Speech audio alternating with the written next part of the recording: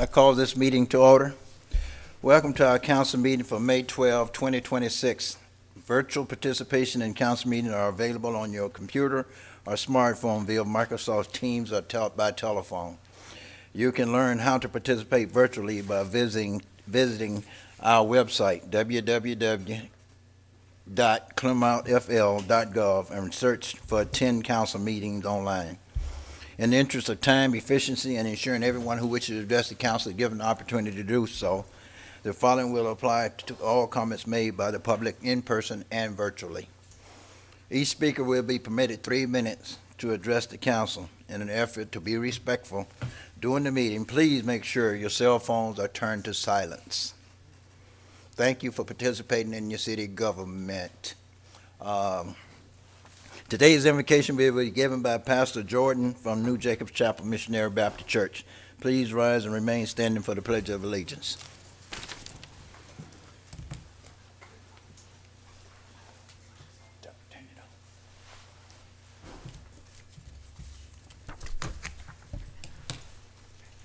Can we bow our heads?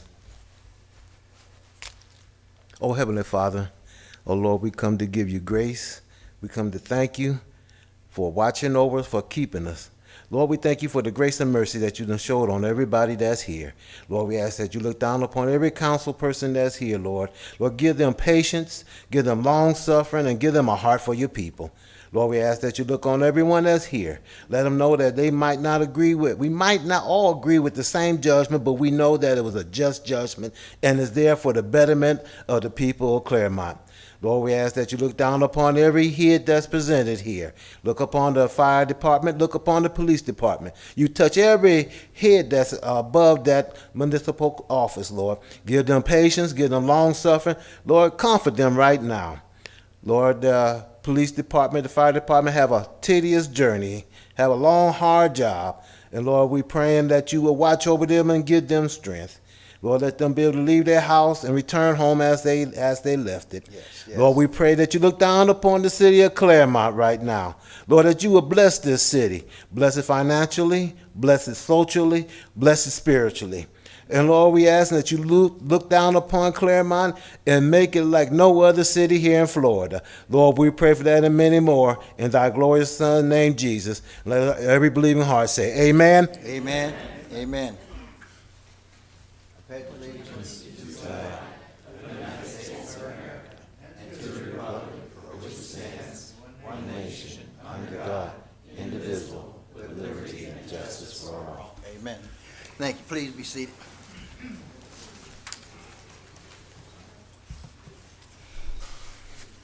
This afternoon we have two proclamations. The first proclamation is for building safety.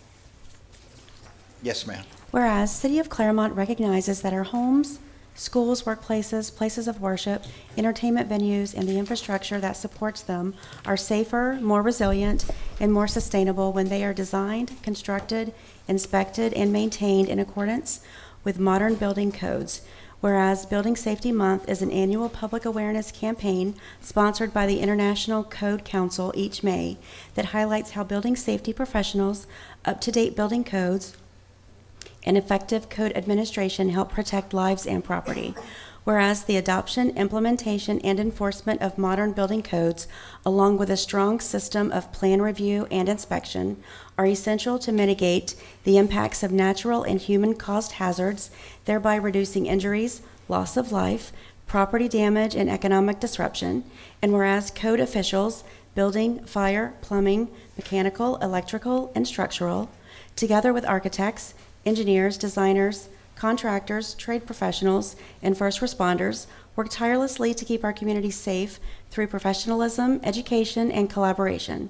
And whereas Building Safety Month provides an opportunity for all residents, property owners, and stakeholders to learn more about the importance of building safety and to participate in activities that promote safer, more resilient, and more sustainable structures across the City of Clermont.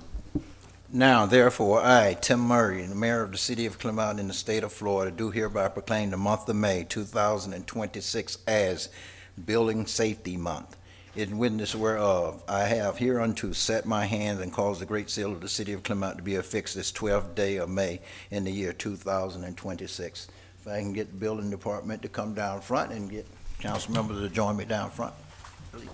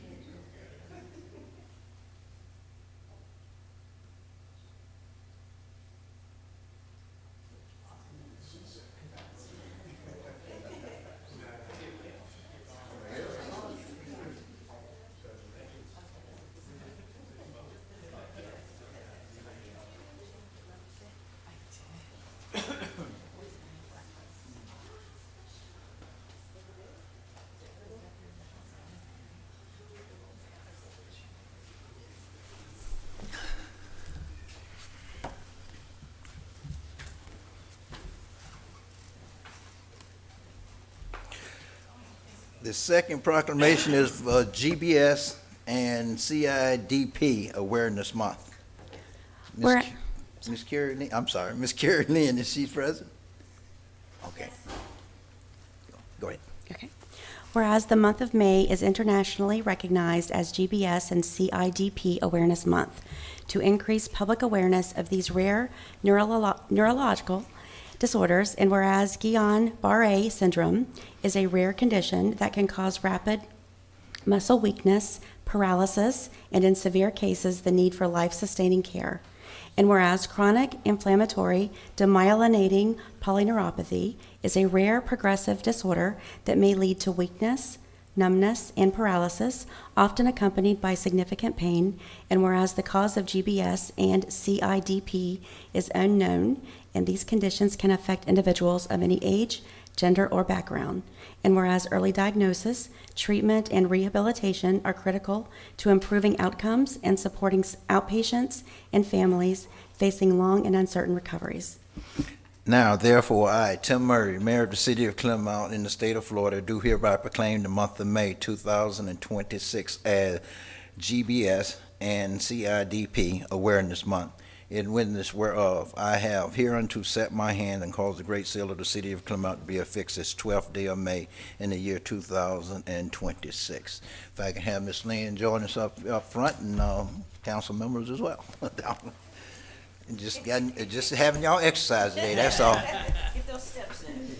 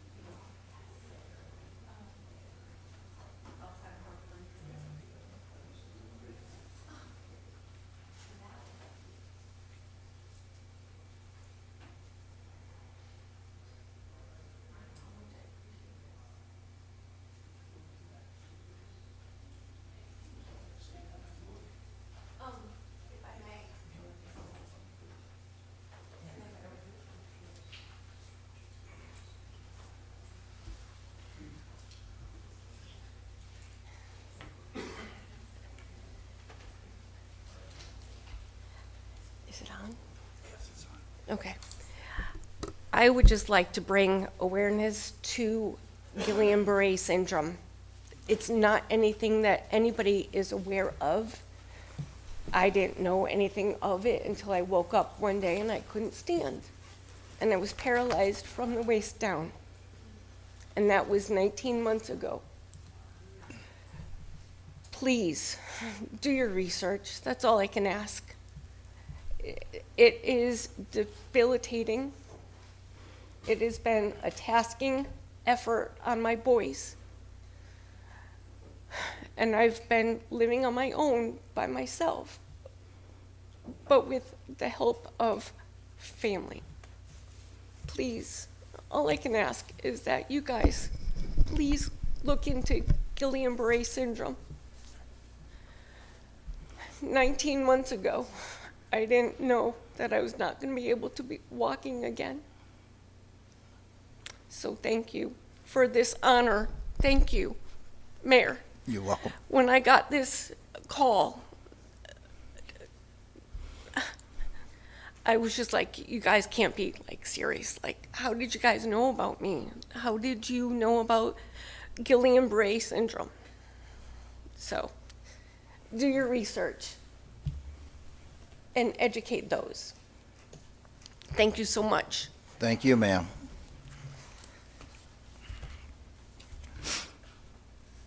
I'm just learning how to walk again, so apologize.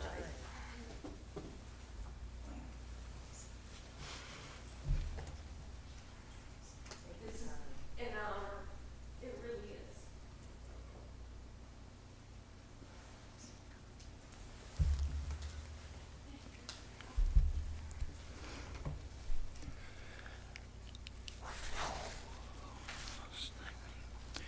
All right, I do not see Commissioner Parks. Oh, okay, I'm sorry. This afternoon, we have a presentation from County Commissioner Parks from Lake County Board of County Commissioner, District 2. Yes, sir. I missed you, sir. I was looking and didn't see you.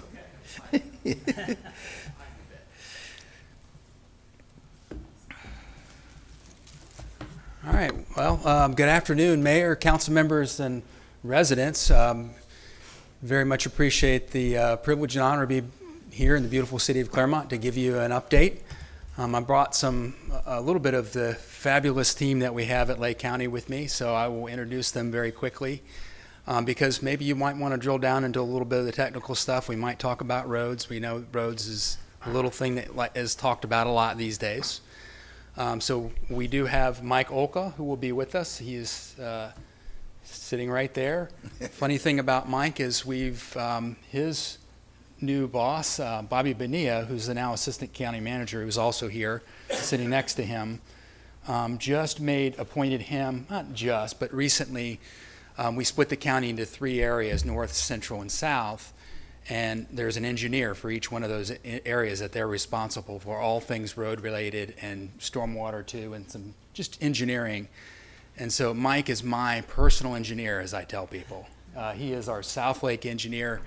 When he was first appointed there by Bobby and Jennifer, I said, Mike, I don't know, you must have done something wrong to really make them mad, because he knows how I'll try to answer pothole calls and everything in between, and that's what we're here to do. But he's very much got a servant's heart. And so Mike will be here as we get into this presentation. We'll talk about roads. I'm going to give you an update a little bit first on a couple things. But Mike will come on up here and get into some of the specifics. We also have a South Lake favorite with us, Kathleen Dial. She is here as well. So really appreciate all of them. They're awesome for us, so love them. Just real quick, before we get into the roads, we do have a presentation on that. Want to update you on the public lands referendum that was passed. So the citizens committee that was set up not too long ago, early part of this year, has been meeting. We've actually had our first cycle of applications that were opened up. We received them. That cycle has closed. Our staff, underneath direction of Bobby, is looking through all those applications. There's at least, I think, more than half a dozen, between a half a dozen and a dozen that have come in to the county. So what we do now is we will go through this. They will do all the vetting, going out to each of these sites, these applications for public lands. They will vet them. The Citizens Advisory Board that was set up by the county commissioners will look at those as well, make recommendations on what to purchase this first round to the county commission. Very exciting for me personally. I think I've talked about for years how important this is for us. We're going to hopefully get some properties in and start acquiring them, and they will be open to all of us to use. Access is important. Want to keep that as a key, that some kind of access. There are some easement type deals with that could be achieved in partnership with Rural and Family Lands Protection Act money as well. That's double bang for the buck on that. But not to get into the weeds with that so much, but the important thing for you to know and the public is that process is underway. There's a time value of money. We got to get some of these lands acquired. If it didn't make this first cycle and the city has something that is of interest, or somebody in the public has some lands that are of interest, we only take willing landowners, by the way. You can't nominate my property to get me out of the county, but it is willing landowners only. We are going to open that cycle back up probably later this fall again for another round to look at it. There's $50 million that's available. When you match that with other programs and everything, it could be hopefully a lot more. So that's very good news. Our comp plan, just like the city is underway, our comp plan process is still underway. There'll be one more round that we have of public forums and trying to gather public inputs, because it is a citizen-driven effort. It's supposed to be. I think what was interesting the last time for us, which was the second round, was, I asked specifically that we go out to Gen Z and get their involvement. We had some really interesting results from doing that. We're a little bit different than maybe the first round. I think it's pretty neat. I'm hoping that we incorporate some of what their issues are, which is affordable housing, into the comp plan as well, and trying to address that. So the important thing for you to know is that process is still underway. You know it takes a while. It will be another cycle. Is it going to be this summer? This summer, Kathleen, and she's leading that effort. It'll be open to the public, and by all means, we want everybody to participate. Can't say it enough. Even if you're 18, 16, whatever, get involved all the way on up to however old you are. I won't ask questions. Be involved, though. And then finally, before we get into roads, this is, of course, the 250th birthday of this incredible, awesome nation. And we at the county, we have a month that we've been doing for a few years dedicated to the pride in our American patriotism and all that's good about this country. We don't ignore the flaws, of course, too, but it's all that's good. We have an entire month that we've dedicated towards that, July. We've done that now for 3 or 4 years. It's especially big for us this year, the county. We always have lectures. We have people that come and speak before the county commission meetings on, American history or values of what it means to be an American to them. This year is especially important. It's 250. But as much as we're doing, the cities can do it better. Celebrating 250, you have a credible ability with the awesome events that you do down here to promote America 250. I'm sure you're going to be doing something already. We're trying to partner, the county is, with all the cities. So by all means, if there's something that you want to do and you need county help to do it, to make it extra special or celebrate it, let me know. I do have a little gift. I've come bearing gifts. I'm sorry, leadership, management leadership. I only have 5, so it's one for each council member and the mayor. But they are a pin that I purchased for each of you. It's just like this, one of these. So by all means, I'll pass those over to Dan. That's my little gift for you today. So Thank you. you can wear those wherever. So let's get into roads. And Mike, are you ready to come on up? We're going to be a tag team up here. We'll stick around if you have questions. We'll answer them however the mayor wants us to do that. We'll do it. So we have the presentation loaded up. It's ready to go. Okay, Mike, are you ready? Okay. As Commissioner Parks said, my name is Mike Holko, Lake County Public Works Engineering Operations Director for South Lake County. Thank you all for having us here today. So we're going to start with the South Lake transportation updates. Just some updates. North Hancock Road Extension and Trail is completed, so we are now connecting North Hancock all the way from the Turnpike up to County Road 455. So there's a trail that is alongside that road. So next, please. Can I ask a question? Go ahead. Or do you want me to wait till the end? We're good with it either way. Yeah. Yeah. If you, I just wondered if Hancock would have the same design from Sugarloaf Mountain all the way to Wellness Way with the trail, the widths, so it's uniform when it's completed. I'm not aware of the trail widths staying the same. I know there's right-of-way constraints for part of Hancock that would prevent it from being this full 2-lane with the wide median, but we are working on trying to get You're- as much connectivity as we can, but Are you talking about the existing section from 50 to Hartwood Marsh? Yeah. That's where he's saying the right-of-way is gonna be a little harder to get to do Yeah. a similar cross-section, but if we get new roads, right, Mike? Yes, sir. I won't speak for you, but we typically try to make them the same cross-section as. Perfect. correct. Okay. We're just trying, right now, that section is specifically constrained with right away. We love the idea that a bicyclist can come from Sugarloaf Mountain all the way to Wellness Way. It's 15 miles from the highest point in Florida to the headwaters of the St. Johns River. So it's a real special thing if we can pull it off. Understood? Takes you and us and Mineola. Yes, appreciate it. Thank Yeah. you. Thank you. Continuing with North Hancock widening is the actual widening portion from the Turnpike to 561A. The construction is anticipated to begin fall of '26. The signal at Imperial Ridge is in operation. That is also known as Advent Health. The construction cost for the entire project is $8 million, and there'll be $3.5 million from the county to the developer. Next is our planned continuation of Citrus Grove. Phase 2 is currently under construction. Phases 1, 3, 4, and 5 are all completed. So currently Citrus Grove is a 4-lane from 27 essentially to Blackstill Lake, with the exception of Phase 2, which is at Scrub J, which is currently under construction. Next is Hook Street. This one's near and dear to those residents here in Clermont. This is an extension of the left turn lane for Hooks at 27. This would be for eastbound traffic to allow them to queue up to turn left to go northbound on 27. With that, that would include some restrictions at the East Mineola Avenue. Continuing on Hooks, we have the Hook Street extension. There's been a $4.5 million federal legislative request. The estimated construction cost is $21 million. Currently, we do not have funding for construction. We are working with developers in the area to try and make this project happen. And that would go from essentially Hancock East over to Ray Goodgame, County Road 455.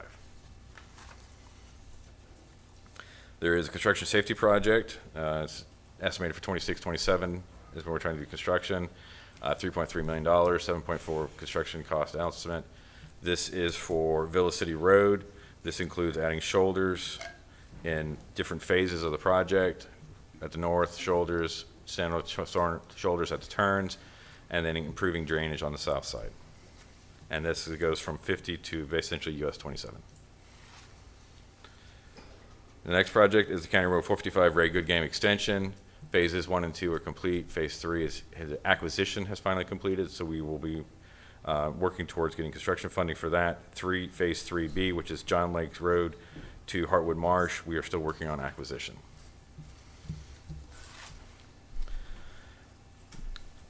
Wellness Way general updates.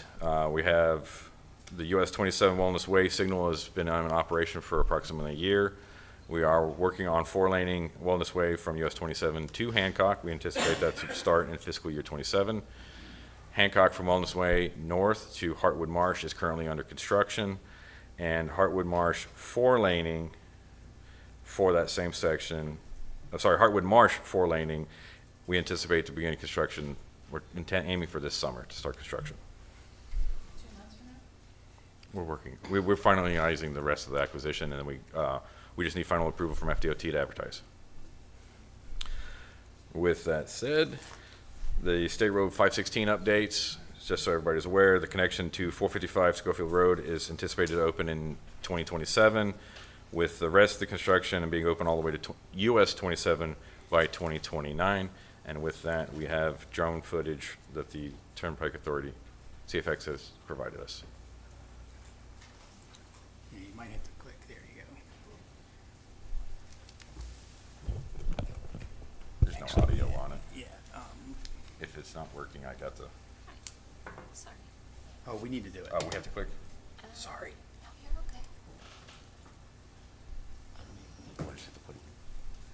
Yeah, I wanted you to see this. This has not been available to public. It's actually the first time you're seeing this. This is drone footage of the Lake County section of 516.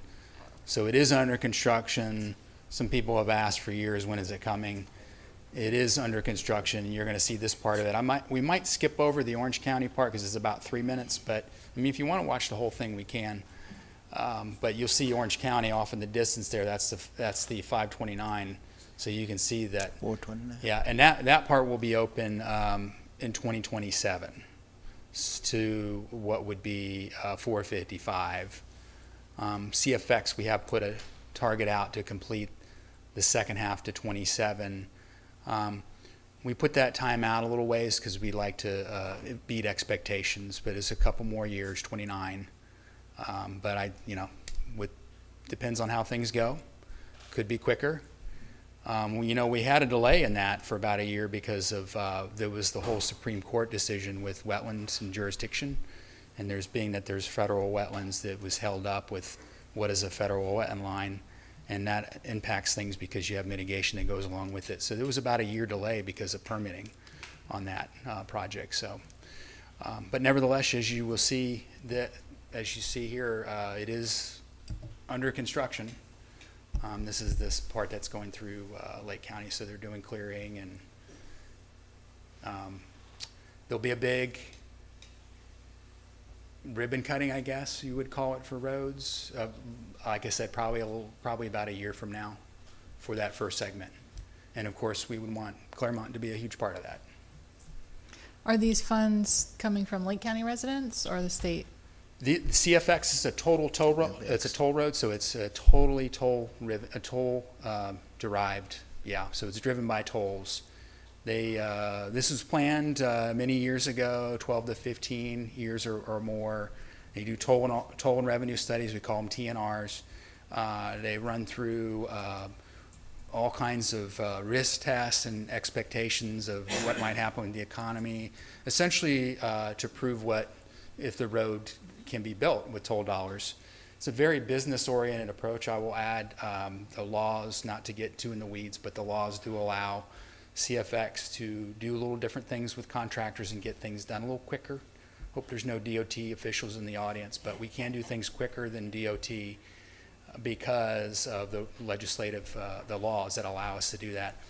And then we don't build a toll road if it won't support itself, because there's, 100 million, well, we have $4.5 billion of toll roads in 5 years for the whole CFX region.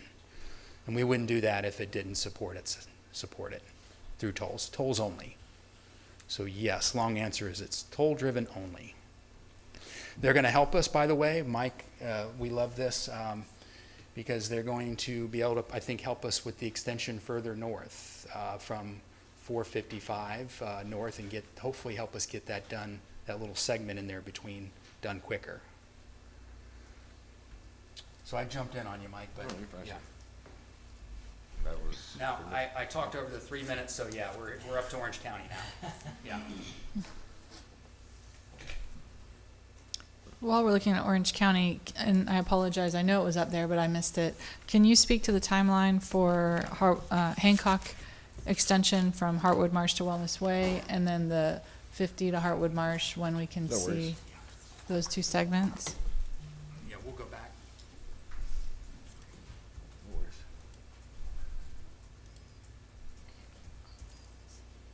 Oh, you didn't have to go back. I'm good I'm just looking for dates when people ask. So the specific ones you wanted So to get? the Hancock from 50 to Heartwood Marsh, and then Heartwood Marsh to Wellness Way. Hancock from 50, To Heartwood Marsh. Hancock 50 to Heartwood Marsh. We don't have a. There is no timeline for Hancock for 50 We to don't have Heartwood anything Marsh. there, no. Yeah, that's. I thought Yeah. that We- was funded. Yeah. No, he had. Hancock from Wellness Way to Heartwood Howard Marsh Marsh, It's funded. is funded and is currently under construction. yeah. May I? Go ahead. Yeah, sorry. And I think she was. I think she was more or less referring to the first part of your presentation, which was talking about Hancock back up to 455, which is to the north, not back down towards Hancock. No, I was asking what I asked, which is Okay. from 50 to Heartwood Marsh. 50, it's not in the plans currently. There's no plans at all for the next 5 to 10 years? Well, yes. So it's unfunded on the long-term plan at the MPO. At the But MPO. Mike is absolutely right. It's not funded now. It's basically when you do that, it just means DOT is aware that it's a priority for the county, Yeah. but it's a 60 million, It's gonna be expensive to buy all the right of way. it's a 60 million or more project just for that one stretch. Yeah. Yeah.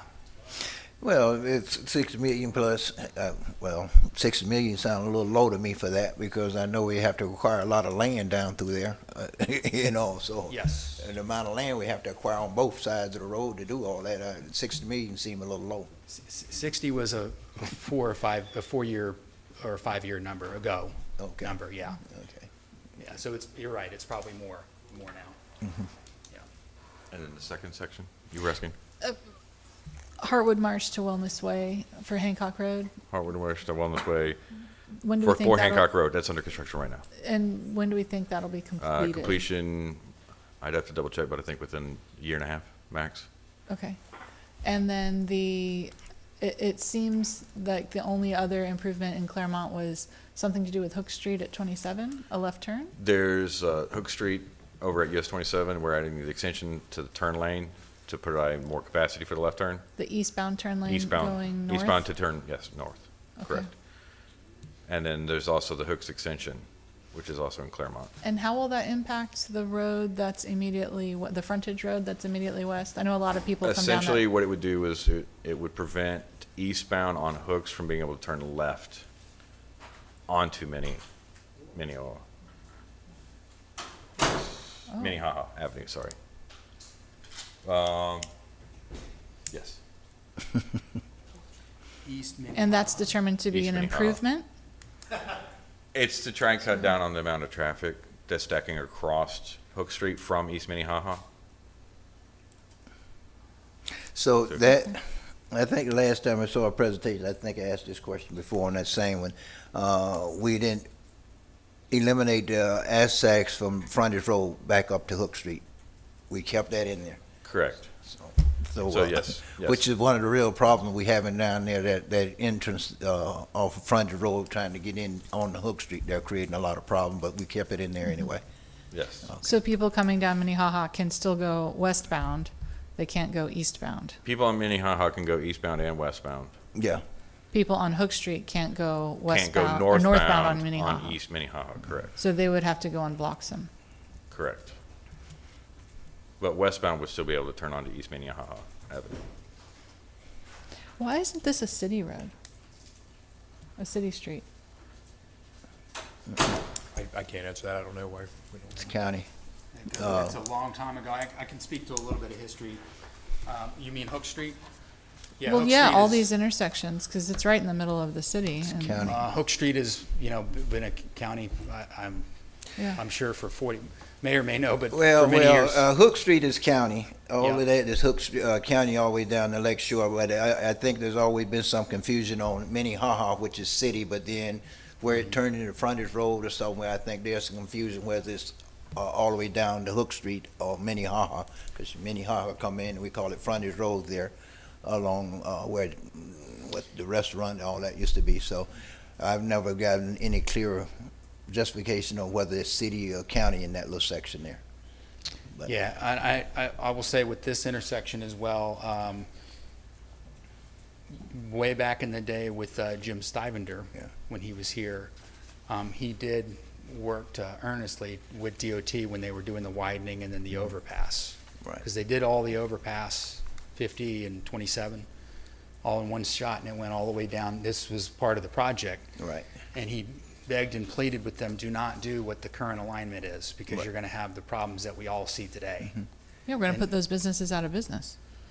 Well, I mean, I think you can still have access there, with the exception of that one direction. That was I think was what was recommended back then. On that.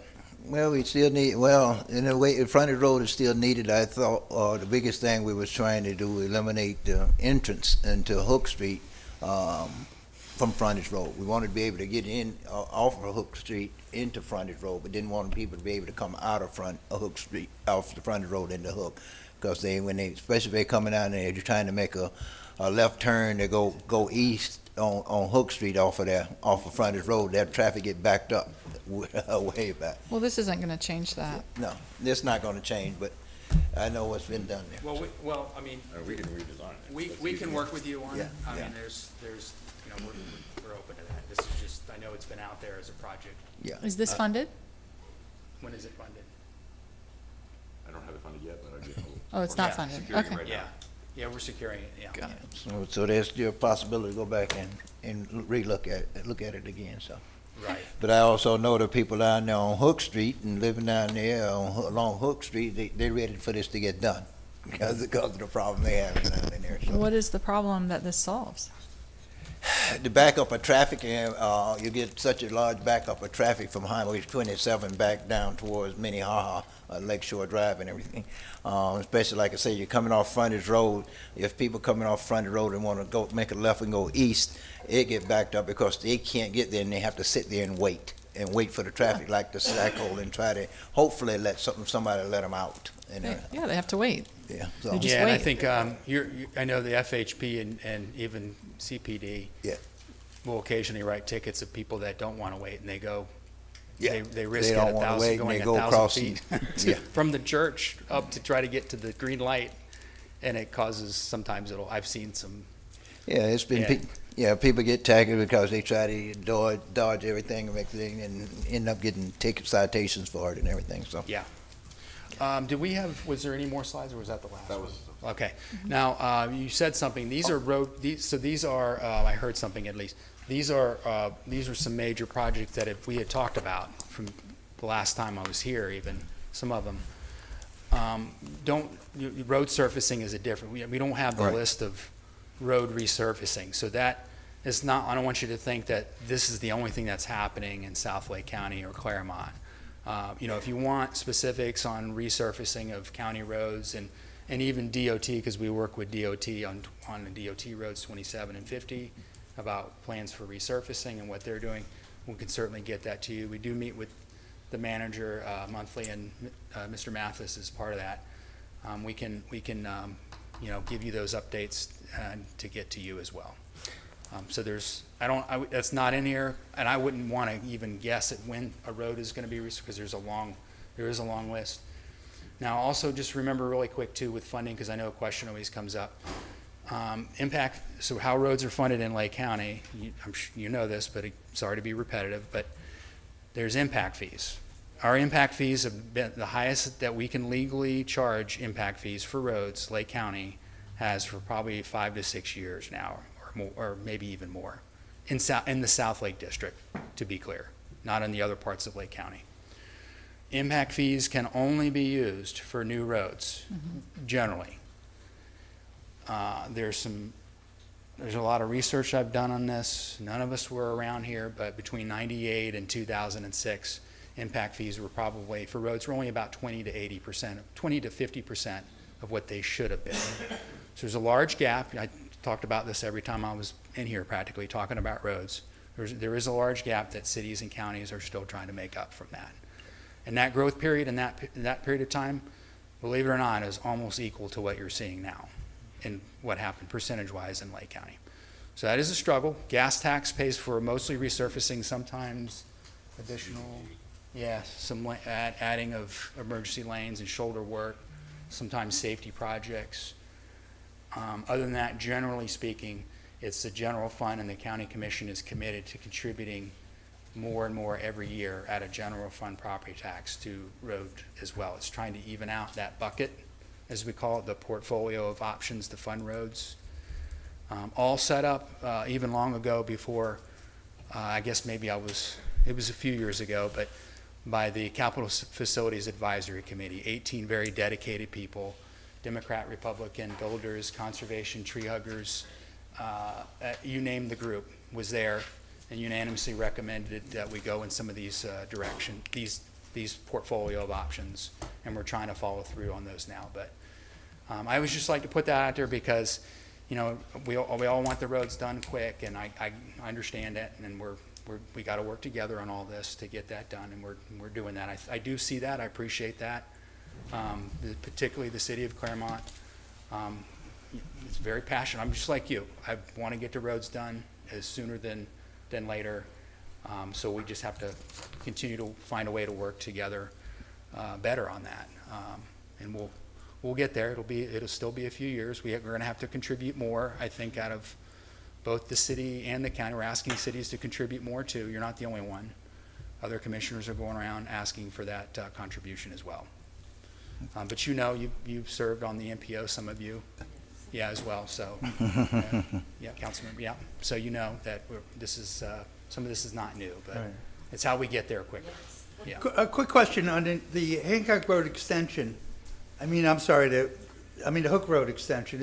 Is landscaping and trees and walkability and any of these type of things, are they taken into consideration, or is it going to be like just kind of stark? It is now. There's history of county roads and city where that was not done. Okay. When you go back to the first wave of growth, those things were not asked for by the city. There was not a lot of good dialogue at times. Not that it was intentionally bad, it just didn't happen between Public Works and your Public Works and your planning and zoning and our planning and zoning. And so that's why you see sometimes these roads that didn't have lighting on it, wasn't contemplated when it should have been asked for. And who's going to pay for it? We're trying to take care of all that now, and you see that with new growth, that is being put in place, but it's working to change some of that. That's a great question. And there's probably some projects I know to work on. I know Excalibur was one, but there's more out there that we gotta probably work together on as well. Go back to Hook Street extension. You have any idea when you're expecting funding for that? Another question to go along with that, before you talk about funding, are we looking at 2 lanes or 4 lane in it? I know there was. I'll let him answer that question, the 2-lane, 4-lane. But I will say the funding really quick. You guys are actually, the city of Clermont has actually been very helpful with that. So I appreciate that, because you are asking for development to help pay for that part of it. So it's helping us. So I want to personally thank you for that. It's painful because we want that extension done now, and it would make a big difference. Right. It really would. But it's where would you come up with, 21 million? Yeah, 21 million if the development wasn't going to pay for it. It would come out from all of us. So, it's probably worth making sure that development's paying for that. They're going to be paying for a big part of that, for that extension, and that's part of what we're waiting on. And I know that, right, we're working with the developer on that. Have we acquired all the land we need to do that? I think there's that one sliver that's still the missing piece, right? Where is that? You want to? It's in between 2 and 1B I'm not sure the exact location, but I know on the we're east still side. working on acquiring the last bit of right-of-way. Okay, that little black spot right there in between the green on that one little section? I believe it's believe so. everything north of Seninger. Okay. Okay. And then the set of plans that I last saw was a 4-lane. It's going to be It 4 was lane? 4-lane is what the last set of my plans. Well, good. I know a couple of years ago when we were talking about that, it was talking about 2 lane, and then of course, I keep saying why are we wasting our money with 2 lane roads around here, I don't know, but 4 lanes, if we're looking at 4 lanes, that's great. Understood. Right. And then as far as securing funding, I'd have to double check our 5-year plan. I'm going to use the excuse I just got into the position a little bit, Okay. so I'm still getting up to speed on our 5-year plan. Okay, well, we're getting closer and closer every day, so the sooner then- we can get it done, the better, because that'll make a big relief on Highway 50 out there. If you want to talk about 50 real quick, last year the county's traffic operations group worked with FDOT to upgrade the signals for that Right, corridor. right. And that corridor is currently being studied for retiming right now by FDOT. Well, what we did out there on Highway 50 with the signals and lighting and everything, I think it's working pretty great. However, I do tell people if they're not driving the speed limit when they out there, they can get caught by every light. But if they get caught in the cycle right and you stay with the speed limit, you can almost go all the way through. I know what used to take me 45 minutes to trip to Winter Garden used to take me 45 minutes. Now it's only taking me 20 minutes. So. Understood. Yes, sir. Based on DOT, from 12th Street east all the way to Lake is a single coordinated corridor now. So Right. if you do the speeds and catch that green light wave, you will be able to roll through. Go through it, no problem. Yes, sir. A couple other questions that I do have on roads, though, before we leave roads. Ray Good Game, you say you're still acquiring land on the Ray Good Game? Yes, sir, the extension through CMEX. Didn't we acquire the piece there from John Lake Road over to Ray Good Game? And when we gonna start trying to pave that 1/4 mile? I was under the impression we acquired that already. And we're trying to get that one, that 1/4 mile unpaved road done so we can have that extension because GPS is now sending people that way. There was possible construction for that Phase 3A, which was that Johns Lake to Lost Lake section that you're talking about. Right. Possible construction for 2027 is what we're looking at. So next year, we're looking to go ahead and get that done. Yes, sir. Okay, good. 12th Street. We, I know, Sean, we sat down a couple of years ago with state and everything, having to do another study because we want to put the left turn light on 12th Street. We have no left turn light up there. Where we have the turn lane but no light on 12th Street. And with Gotcha. this new project that's coming in down off of 12th Street, the lumberyard project, we need to do something about that. It's already a big problem on Sunday mornings Okay. after church, Catholic church let out over there. So So consider 50 and 12th. 50 and 12, Okay. right. I will convey that over to FDOT. Well, I know we met with DOT a couple of years ago, Sean, Yeah. and we sat down and. Believe it or not, Mike has our first meeting coming up with Okay. DOT. He'll be in it. We're actually meeting DOT District 5 secretary. That is on the list. Like the mayor said, we've asked about that for, has it been 4 or 5 years now? I guess, maybe about 3 years. Yeah, to do something because it's very dangerous. Yes. That is a very dangerous intersection where you're trying to turn left, Yeah, especially. we continue to have serious accidents up there in that intersection. Like I say, we have the left turn lane but no turn light, and so we can get that done. And I think after we met with them, they sent us a message that they did a study in 2019, but they were willing to go back and do another study. But I can't get another answer out of them where we are on that.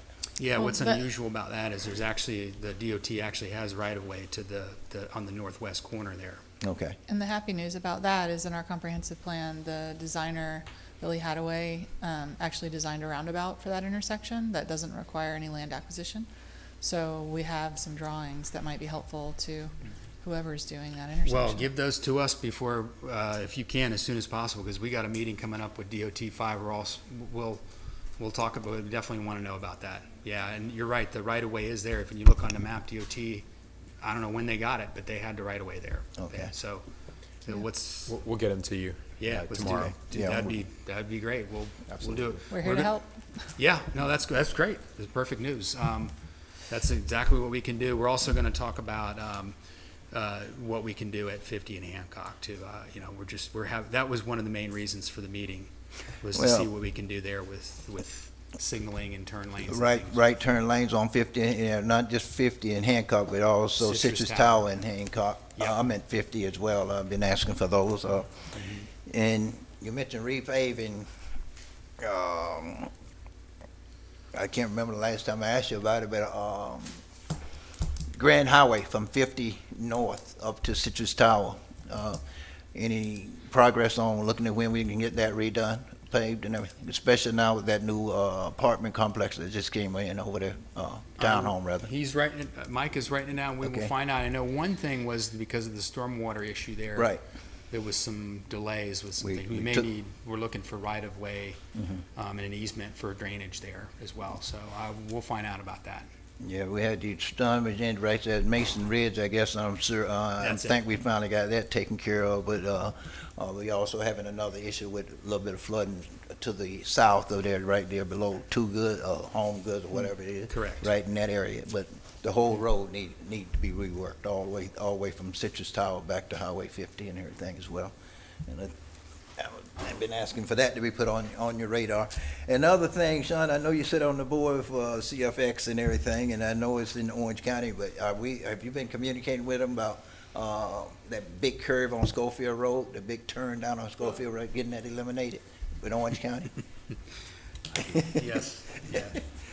So what we're working on is actually an interim condition right now. Internally, we're redesigning to get rid of the severeness of that S-curve right Okay. now. We actually have plans in progress to straighten it out as much as we can within the right-of-way. But we are also reaching out to Orange County to finish their connection, so then that section wouldn't even be needed, but we are working to get a implement and a fix in there as a stopgap to make it less dangerous. Less dangerous, yeah. Well, we would appreciate that, and as soon as we can get that done, it's fine.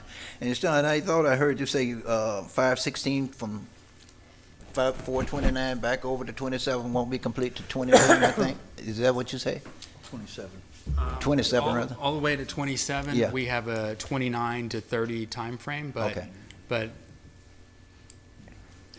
look at CFX record to when we say we're going to have a road open and when we actually open it, and you'll see we're usually They way ahead seem of to be schedule. moving pretty fast out there. I was We don't just want down that way a things couple will weeks happen, ago. so we don't want to. We always want to beat the expectations, and we Yeah. will beat the expectations on that road. Trust me. Okay. Yeah. Well. And next year there'll be a whatever we're calling it, and you'll of course be a part of it for the first segment from 455 to the 429. Okay. Yeah. All right. Well, thank you. That's all I have on roads anyway. Anybody else? Anyone? Thank you. Appreciate it. Yeah, all of you. Thank you. If we can just can we get a copy of the presentation sent to us? Absolutely. Okay. Get it. Thank you. Absolutely. Yeah, it's part of our embedded PowerPoint, so Okay, we'll get you a copy. thank you. We got a great, that's cool, we got a good roundabout plan, and we need to know that, that's perfect, good timing on that, and we'll send you information if you want it about resurfacing projects too. Okay. Quick question, this is gonna be the first road that's gonna have the magnetic charging underneath it? There is that- there is dynamic charging in it, that's right, that's, 516? How is that gonna, how did people pay for that? Is it part of the there toll? won't be a charge. That actually was remarkably, I mean, relatively for what you would think it would cost was Right. not what you would think it would cost. So it's a pilot project. It's part of it. They're going to study it for a couple years and then open it. We're working CFX, when I say we in this case, with logistics companies that use electric vehicles, Right. and they're going to put these charging devices on it, and it's going to be studied. This is the only road of its kind. There's one other one in Michigan, Right. but they wanted to study this one because of Florida's humidity and heat. Yeah, but my understanding, I guess, what it's gonna cost you is you have to have a special part hooked to your, purchase for your car in order for it to Well, a work. good start would be to have an electric vehicle first. Yeah, Yes, that- but then that you could be you will vehicle, have right. a special device that goes underneath it. Right. Now, as that evolves, of course, cars may, Tesla, or I'm just saying, they may, once they see it becomes viable, that may be a standard feature. That's the, free market will dictate that. It's almost like your phone, right? It's similar technology. It's not, I mean, you were seeing it at Disney World, a lot of it for 10 or 15 years now. Thank you. Yeah, Mighty. thank you. Thank you. Oh, I'm sorry, Sean, I did have one more note here. Sure. Hook Street, did I hear you say you all gonna plan for lighting on these street, on the new streets? Which part of Hook Street? Oh, the new? The new yes. ones? Yeah, Well, I'm gonna say all future streets. It Like- does Like include you say, lighting. Excalibur, I know we're in the process of trying to get lighting out on Excalibur and the old part of Hook Street, because there is no preparation for lighting to put out there, and we're working with Duke Energy right now to try to get some type of lighting out there. He's going to double check. Yeah. I'm going to say I'm pretty sure it does because I know this project pretty well. There was a couple of years ago, there was talk about the trail and everything that would be on the side, or the wide walks, if we're calling it, and lighting and the landscaping. So it's all part of the plan for that.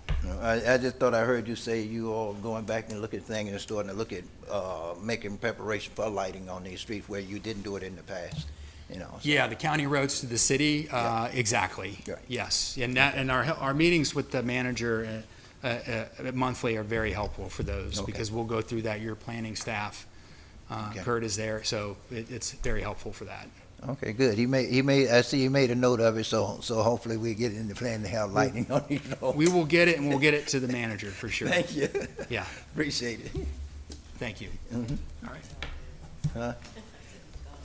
Yeah, Any more? well, Okay, no, I'll stay around for a few more minutes. Yeah. that's all right. Let me tell you, when I'm out briefing people, I spend more time on roads than anything else. That's the main thing people want to talk about around here, is the roads and all. So, But thank you, Sean, we appreciate it. I hadn't seen you, you hadn't been here for quite a while, but we appreciate you coming in. I And can start coming back, and this is Mike's first Clermont meeting, so Okay. maybe welcome Mike, and then we'll come back. Mike and I will come back. Well, Just, all you gotta do is ask. I always don't wanna intrude, but just ask and we'll come. As I said, and it's still, as I told you before, and as it still stand with me, you're welcome to come at least once a month, or whichever meeting once a month, and give us an update, however.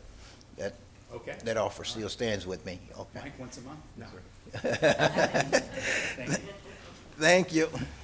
you.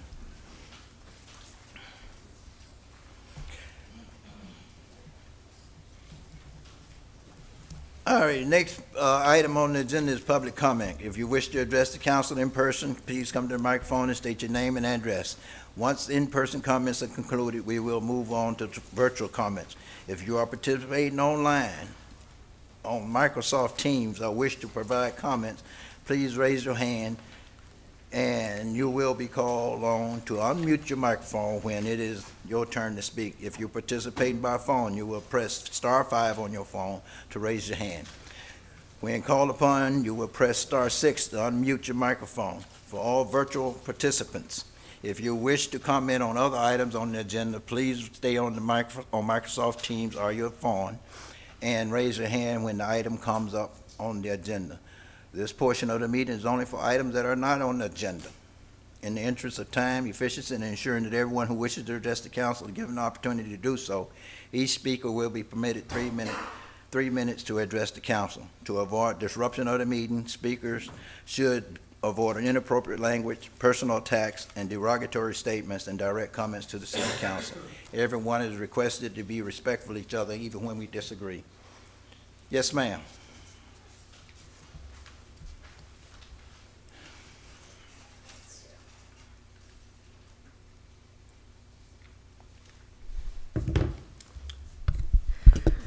Okay, Danny Page, Clermont. I'm actually beyond tired of this CPD treating public records like private property and the public like an inconvenience. And quite frankly, I'm tired of the silence from leadership while it continues and basically to the point of enabling it. Case in point, I requested footage from the public-facing lobby of the CPD involving a verbal altercation between myself and Captain Corbett while Captain Strickland stood nearby. And suddenly, for the first time ever, I'm being told this footage is exempt under some sweeping security systems theory. But here's the problem. That exemption doesn't come from some neutral review of the actual footage. I question whether the footage was even viewed, quite frankly. It came from the very police officers captured in that footage. So an exemption, your own records custodian indicated she had never even heard of before. And so laughably, this city has previously released countless requests for surveillance footage to me and others without issue, which you are now in receipt of, Mr. Waugh. The statute that is being thrown out there does not distinguish between city hall and police department lobbies. It broadly references government buildings generally. So, if surveillance footage from other public-facing government facilities was released before without issue, as it was, the obvious question becomes then, what exactly changed here? Mr. Wall, yesterday I sent you a detailed email asking direct questions regarding this denial. You didn't answer a single one. Instead, I received a generalized response citing a 5th District case involving a Homeland Security-funded mass transit surveillance system that was actually used in anti-terrorism training exercises. Circumstances that in no way compare to a public-facing municipal lobby with one openly visible camera. If there was an issue, however, you are required by statute, as you are well aware, to redact the exempt areas and release the rest. I don't have to remind you all that exemptions are narrow in scope, not broad. So it is my opinion that a blanket denial completely refusing me non-exempt footage is unacceptable. And why was similar footage released countless times before? I think it went back to 2021, sir. I'm actually sick of contradictory explanations and watching the CPD continuously expand secrecy for their own self-preservation, because that's what it looks like here. Some of you received an email yesterday from me as well that you were CC'd on it, so some of you are aware of what's going on. But at some point, this council needs to decide whether transparency actually matters, as others have always mentioned transparency, or protecting their police department. I'm respectfully requesting the footage that I requested, and if there needs to be any redactions for safety, please do so and give me the areas of the video that was not exempt, and I'm pretty sure that covers my body and the other two officers' bodies. I don't think our bodies are exempt from footage. Thank you. Thank you. Anyone else?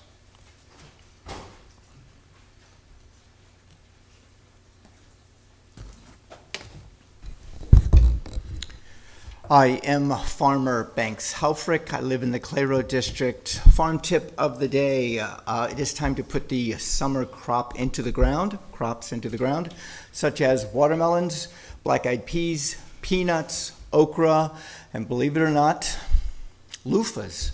Yes, those exfoliating scrubbies, you can actually grow them in Florida. You can actually consume them too. When they're green, they taste like a cucumber. Mayor, council, distinguished guests, I'd like to talk about a farm that's up near the Lake Ridge Winery.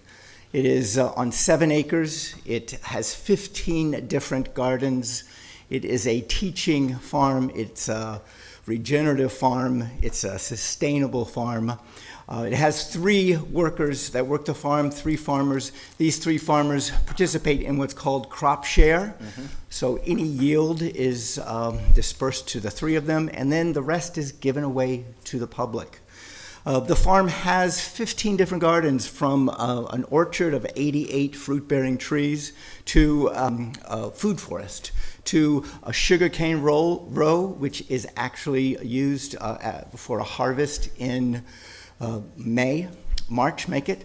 There is also a cassava harvest, which is in December, where the community is invited to come out to the farm and work the farm and take it with them home.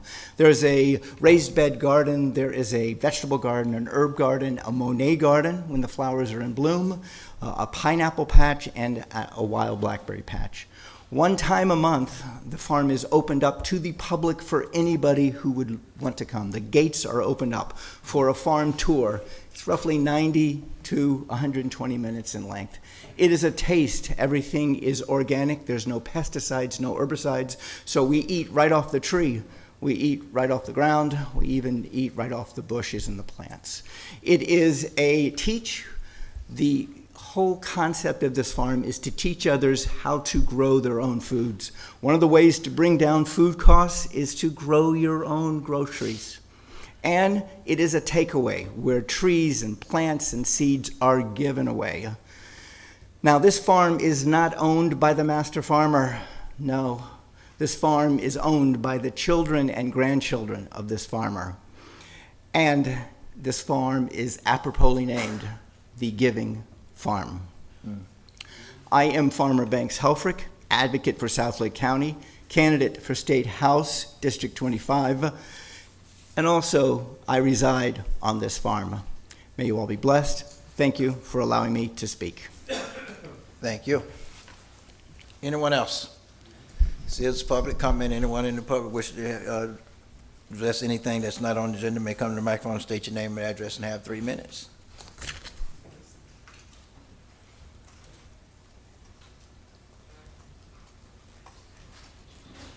Good afternoon, Mayor, members of the council. Paula Hoisington, 564 East DeSoto Street. Several meetings back, I came to the council and requested that the no parking signs on Scott and DeSoto Street be replaced. I don't know how long it takes to replace the sign. I don't know if it's a problem with getting the signs created. I don't know which department is responsible for them, but the signs have not gone back up.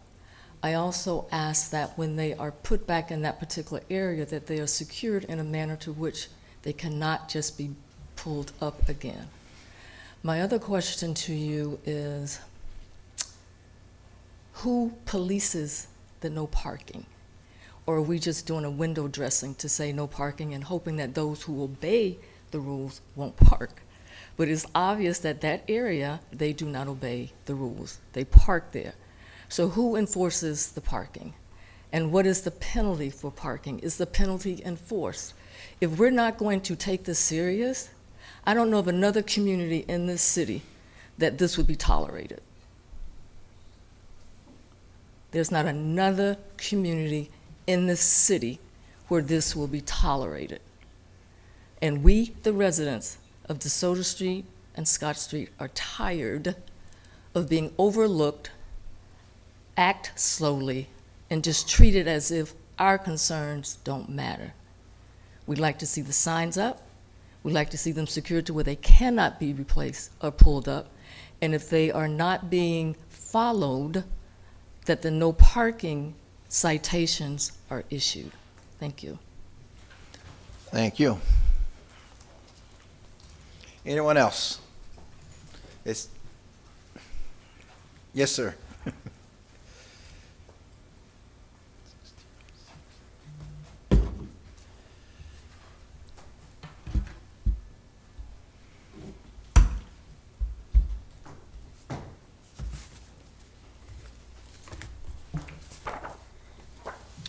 Good afternoon. My name is Kurt Shue. I restricted actions from the work I did in the military.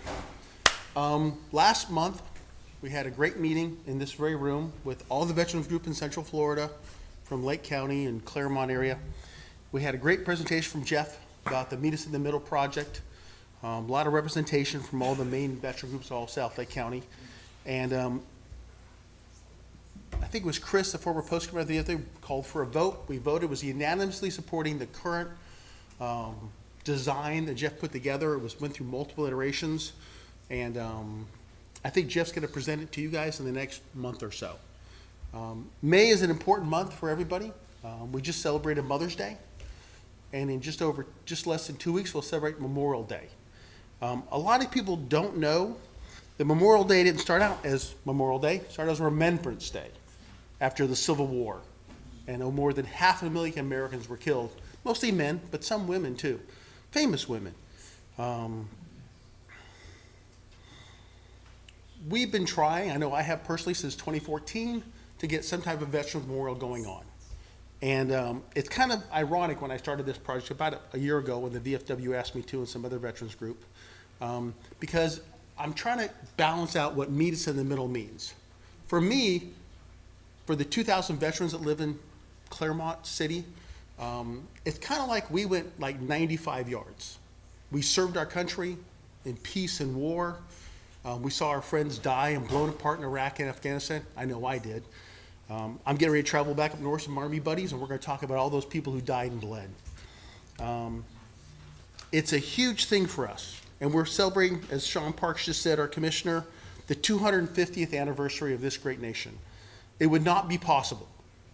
We would not be here if not for the Minuteman of 1775, the people that fought in Boston,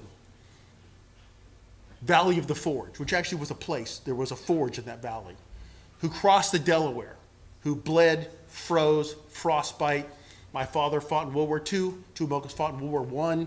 My father-in-law was Navy from 49 through Vietnam. For those people, we do not have this country. For those men, the 20 million who served in World War II, we don't have Europe, does not exist. It doesn't speak English and French. It would have been ran by the Germans. If we didn't come in this country and we didn't fly over there in World War I, World War II, and go in those boats and come back dead after World War I from the Spanish flu pandemic, we don't have a country. It does not exist. So I would ask you, I've got a trophy up here, so for those that might know, it's a shirt that looks just like mine. And if anyone can tell me about a young Florida resident who sacrificed his life in the last 10, 15 years. I've got a proclamation passed here in 2009 to celebrate him. I'm going to give a copy to the mayor. Anyone know? Can you turn the camera on, please, sir? I didn't live Thank you, sir. Anyone want to guess? I got a T-shirt up here. What a T-shirt. His name's on the side of Highway 50. Anybody know? Yep. What did somebody say? Alexander Miller. Miller. went to East Ridge High School, died 2009, July 31st. He grew up here. He lived here. He would be 39 years old this year. He did everything he could. Mr. Kirk, can I get you to go back to the microphone, please? Yes, sir.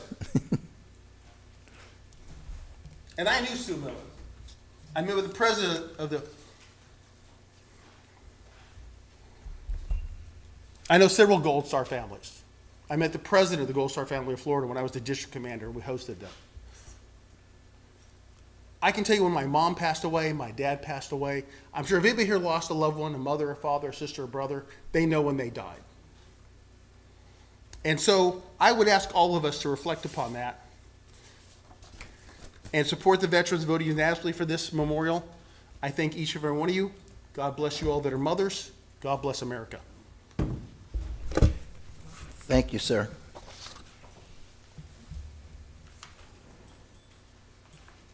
Yes, sir.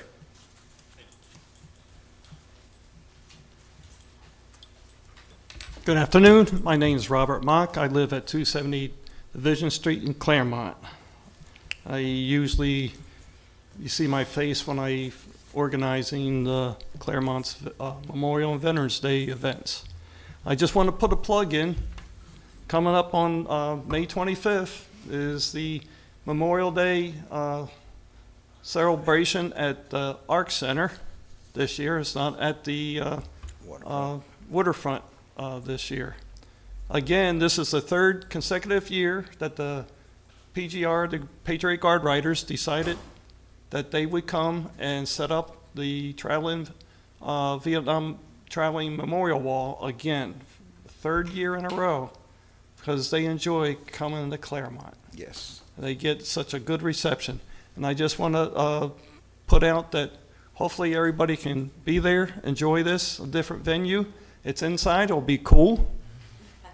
And the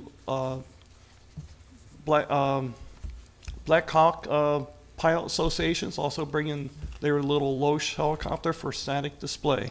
So hopefully everybody can make it.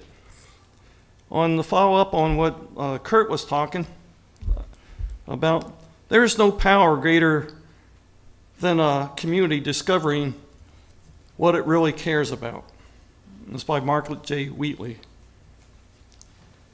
Veterans of First Responders Memorial transcend mere commemoration of individual sacrifices as they serve crucial anchors for the community cohesion, collective remembrance. This memorial area that you guys voted on, and the veterans are getting really excited as this year's going on, getting close to the final rendering design, going out for RFPs and bids, and finally get the approval to move forward. We'd like to take this memorial area, it will foster a shared sense of gratitude and healing, providing communal sanctuary for honoring the service and sacrifice of veterans and first responders. It will inspire future generations to value service and sacrifice. And as Kurt was talking, remembrance is the promise we keep, a debt that can never be repaid. So again, thank you for this opportunity, and we're looking forward to moving on this year towards establishing the Veterans of First Responders Memorial. And we thank the council for that. Thank you.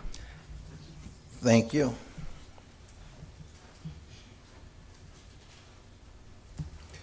All right, this is public comment. Anyone in the chamber wish to speak to anything that's not on the agenda may come to the microphone, state your name and address, and have 3 minutes. Anyone else? Seeing no one else, I close public comment for the chamber. Anyone online, sir? I'll close public comments altogether, and we will move on to the next part of the agenda. However, before I go any further, is there any changes to the agenda, sir? Yes, sir, Mr. Mayor. Item number 8 has been withdrawn from the agenda. Item number 8. Yes, sir. That's just been removed completely? Yes, sir. Mr. Wall, we don't need any action on that one, right? That's correct. Any other? And no other. The next portion of the meeting is the consent agenda, which contain items that have been determined to be routine and non-controversial. If anyone in the audience wish to address a particular item on the consent agenda, now is the opportunity for you to do so. Additionally, if any staff or members of the city council wish to speak on any items on the consent agenda, now is the opportunity for you to do so as well. The consent agenda items for tonight is items 1 through 12, with the exception number 1 through 12, with the exception of number 8 being removed. Is there any request to remove any item from the consent agenda? Item number 1? Okay. Item number 12, please. Item number 12. And then I do have one question about item number 2, but I don't need it to be polled. I just have the question. Okay. All righty. What's the question on item number 2? Any other items?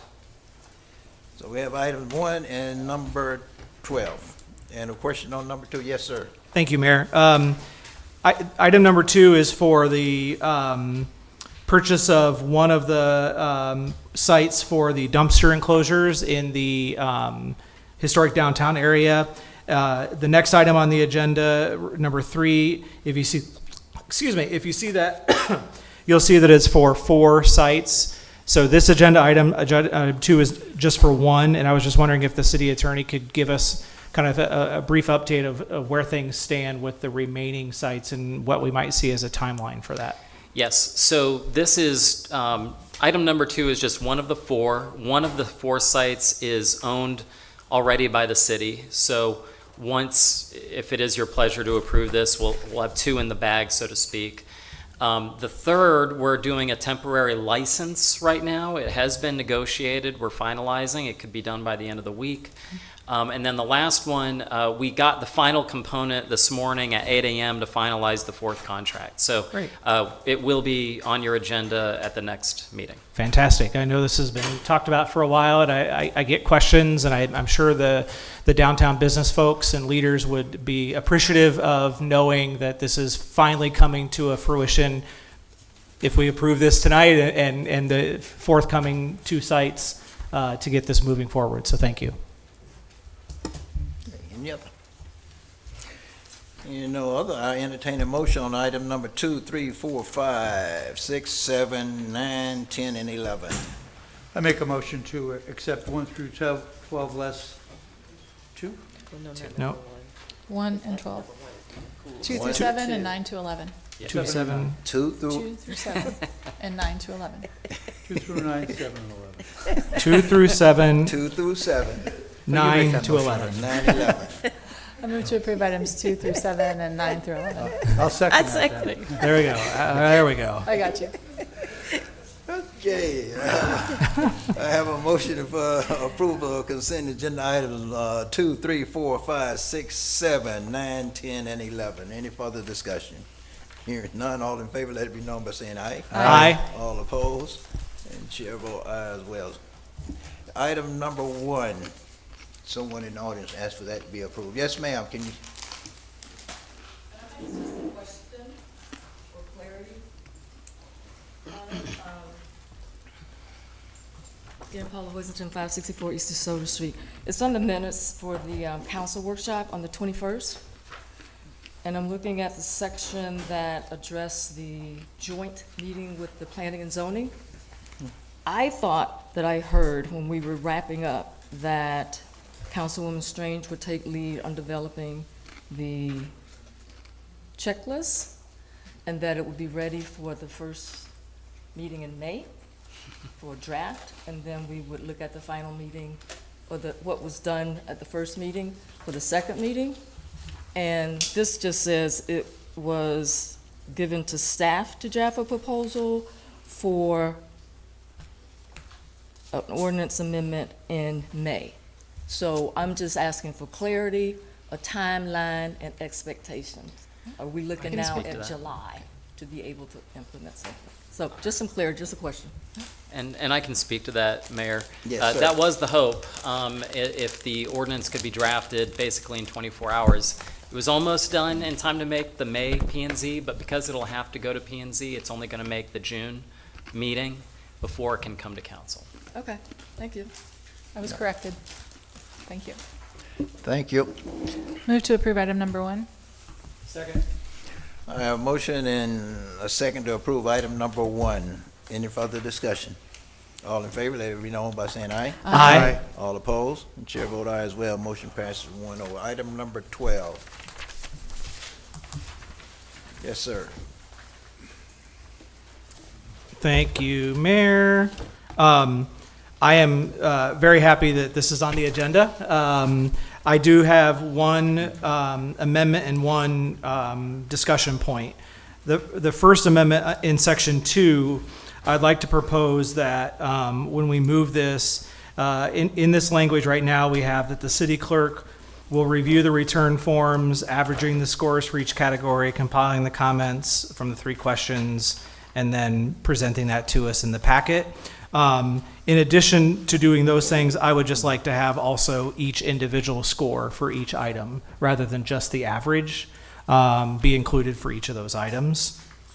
And then the point of conversation, right now we have this in here that it goes to council August 1st with a return date of September 1st, and then it goes on the first meeting in September. Well, I think we all know that at some point, September 1 is going to basically be the same week as that first meeting in September, which would make this timeline out of whack. And so I'm just wondering if as council, if we could agree to potentially shorten the time frame in which we get the responses back to the city clerk to maybe say August 15th, and that would give the clerk from August 15th to September 1st to get all that done and get it out there for that meeting in September to meet those deadlines. I'm not sure, clerk, with the city clerk, if that would work timing wise for that, or if we would need to potentially just bump up when we get it, when it gets compiled, to maintain that September 1st meeting, or if we just bump it to the second meeting in September. I'm just trying to make sure that we don't run into any time frames, because that resolution actually has dates in there, and I don't want our city clerk to not be in a position where she can't meet that if we say that that's what she has to do. Yeah, if we get it by the 15th, that should be plenty of time to get it in the first meeting. Okay. And we're also talking about creating this form digitally, so you can just fill it out online and just send it right through. Okay. All right. So those will be the 2 amendments that I would propose forward, and open it up to public, and we can bring it back, and I'm happy to make that motion then. Okay. This is a public forum. Anyone in the public wish to address this item may come to the microphone and state your name and address and have 3 minutes. This is a public forum. Anyone in the public wish to address this item may come to the microphone and state your name and address and have 3 minutes. Seeing no one, I close public comment here in the chamber. Anybody online, sir?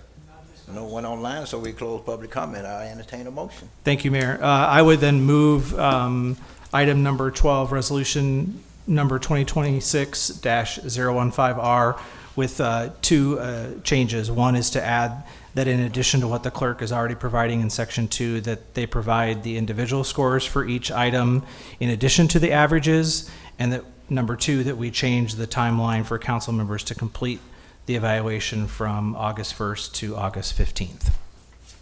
September 1st? No, just the timeline that we complete it. We get it back to the clerk. Right. And So then we keep everything else the same. You want to get it on August 1st, and I'll second for purposes of discussion. Yep. You want to get it on August 1st and have it returned by August 15th? Yes. correct? Yep. You had said August 1st.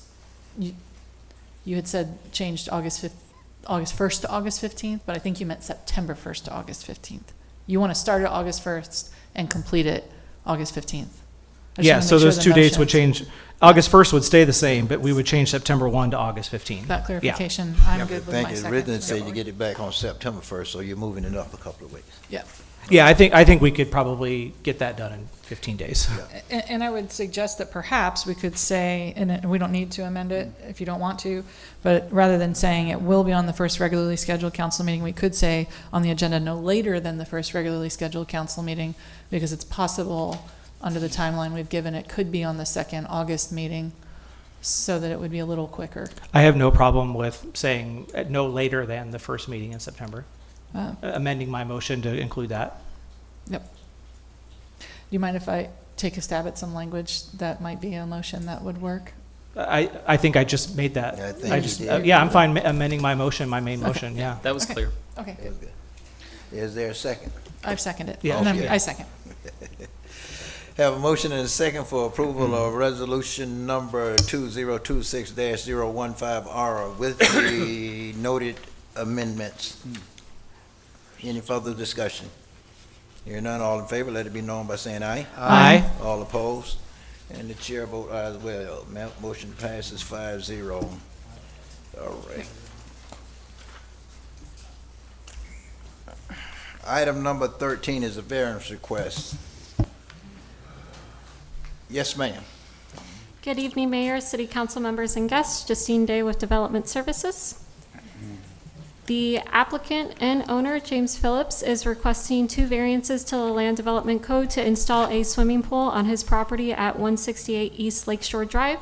The site overlooks Lake Minnehaha, is zoned R1A Single Family Low Density Residential, and is approximately 11,300 square feet.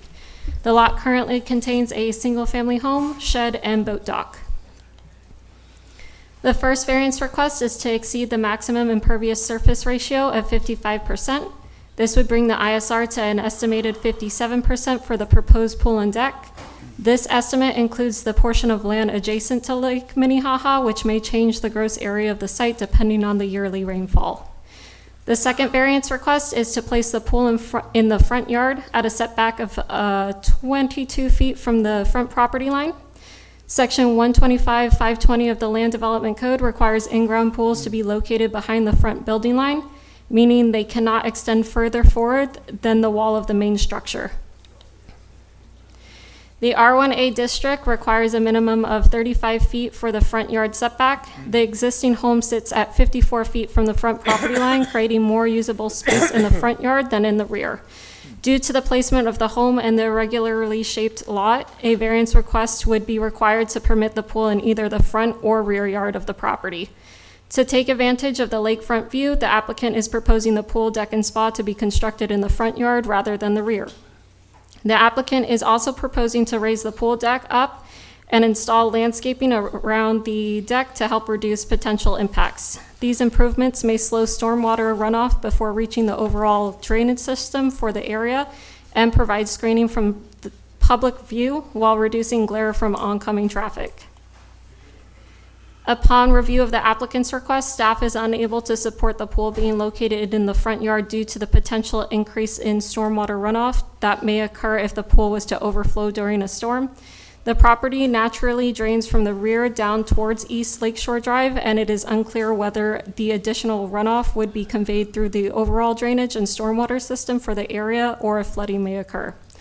Under Land Development Code Section 101-246, a variance may only be granted with a positive finding on all review criteria.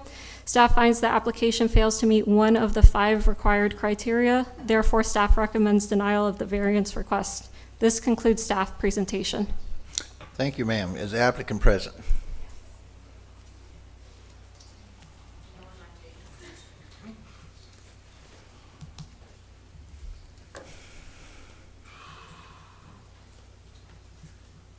Good afternoon, Councilman. Thank you so much for your time today. I'm Catherine Phillips. I am the wife of James Phillips. I live over at 168 East Lakeshore Drive. First, again, thank you so much for your time, for taking the time to consider our pool project. My husband has been a member of the Clermont community for 15 years. So he has lived at our house right now over on East Lakeshore for since 2015. And when we met in 2020, we decided to stay in Clermont and build our home, our forever home. We have our new daughter. She's a year old. So thank you. So with this, we want to stay in Clermont. We love Clermont. I don't know why I'm crying. With this, we want to stay in the community. we love our neighborhood and just want to make it a better home for us. And love everything that is happening here in downtown. And can't wait to watch our little girl grow. Sorry. So I'm here to answer any questions, hopefully not crying. It's okay. First official Mother's Day, I would say, is getting to me. All right. I can only imagine. All righty, ma'am. If we have any other questions or anything, we will call you back up Yes, at a later and time.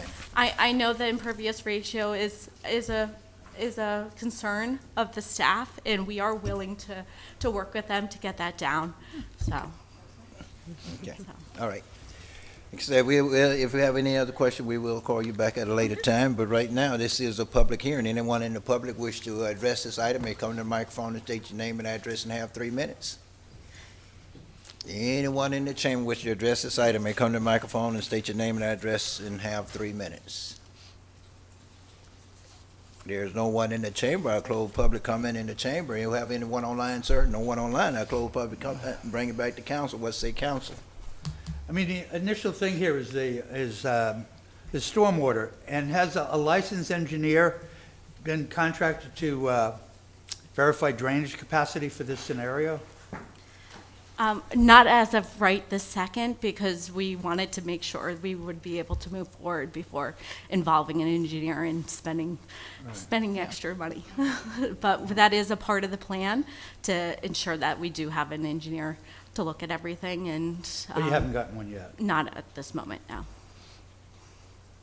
And then you have also, that you're gonna use landscaping to mitigate the stormwater? Yes. How can we control that or enforce that as a city? Is there a code issue? The question is, how can you force them putting the landscaping there? You know, how do you know if it's done? Yeah, just, not- it could be a condition of the Okay. approval. Okay. And now by granting this, does this open up then us to have other types of swimming pools put in the front of homes?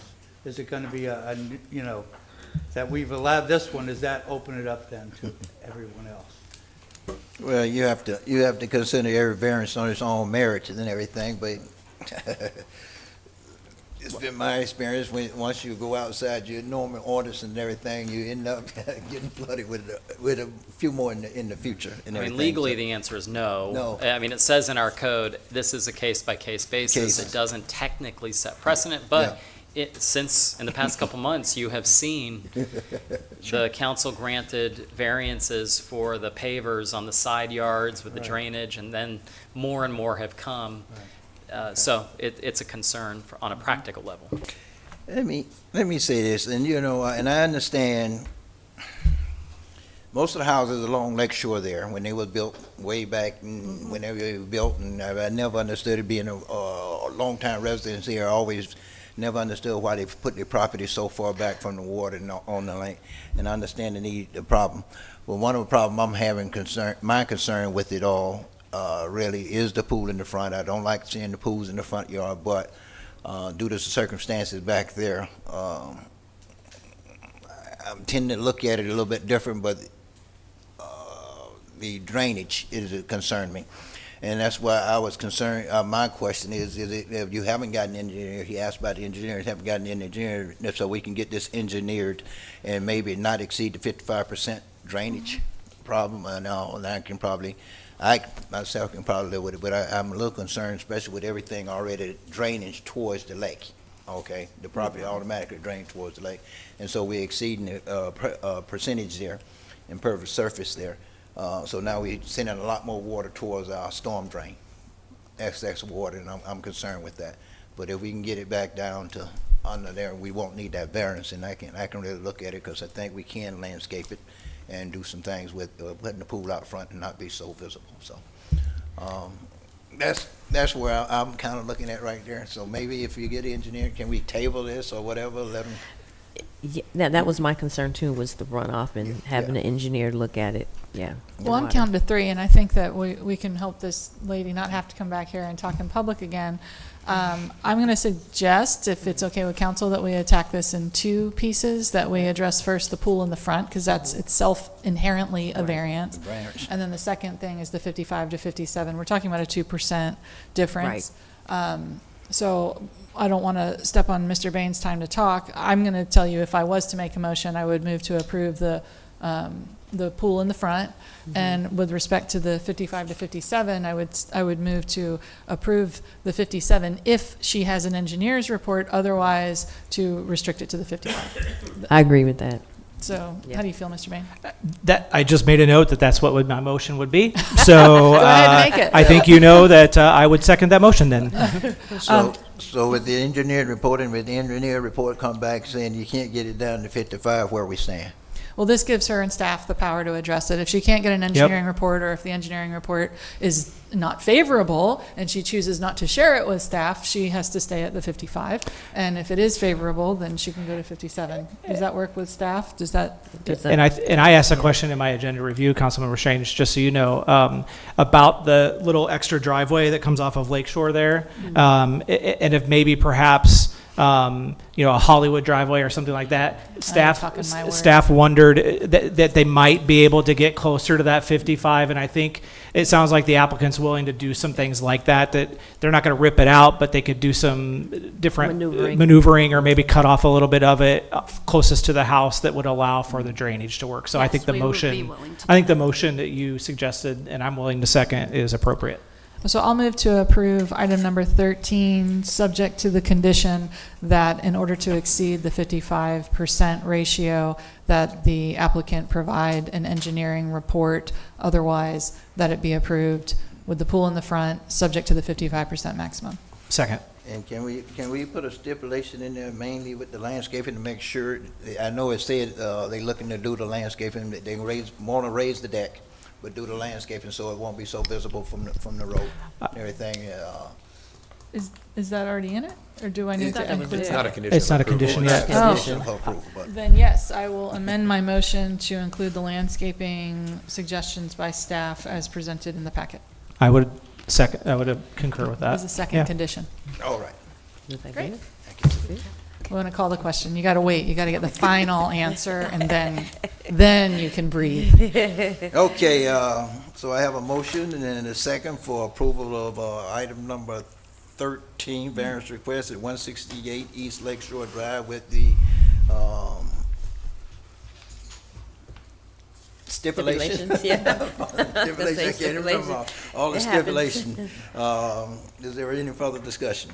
No, sir. Hearing none, all in favor, let it be known by saying aye. Aye. All opposed? And the chair vote aye as well. Congratulations. Congrats. Thank you very much.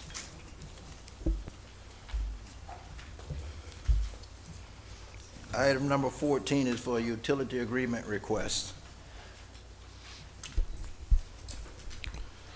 Good afternoon, Mayor, City Council members, and guests. John Cruz, Development Services. This is for consideration of utility agreement request. The applicant, Islamic Center of Clermont, is proceeding with a site expansion at their current location in Lake County at 15020 Johns Lake Road. The project is located within the city's ISBA, JPA, and utility service area.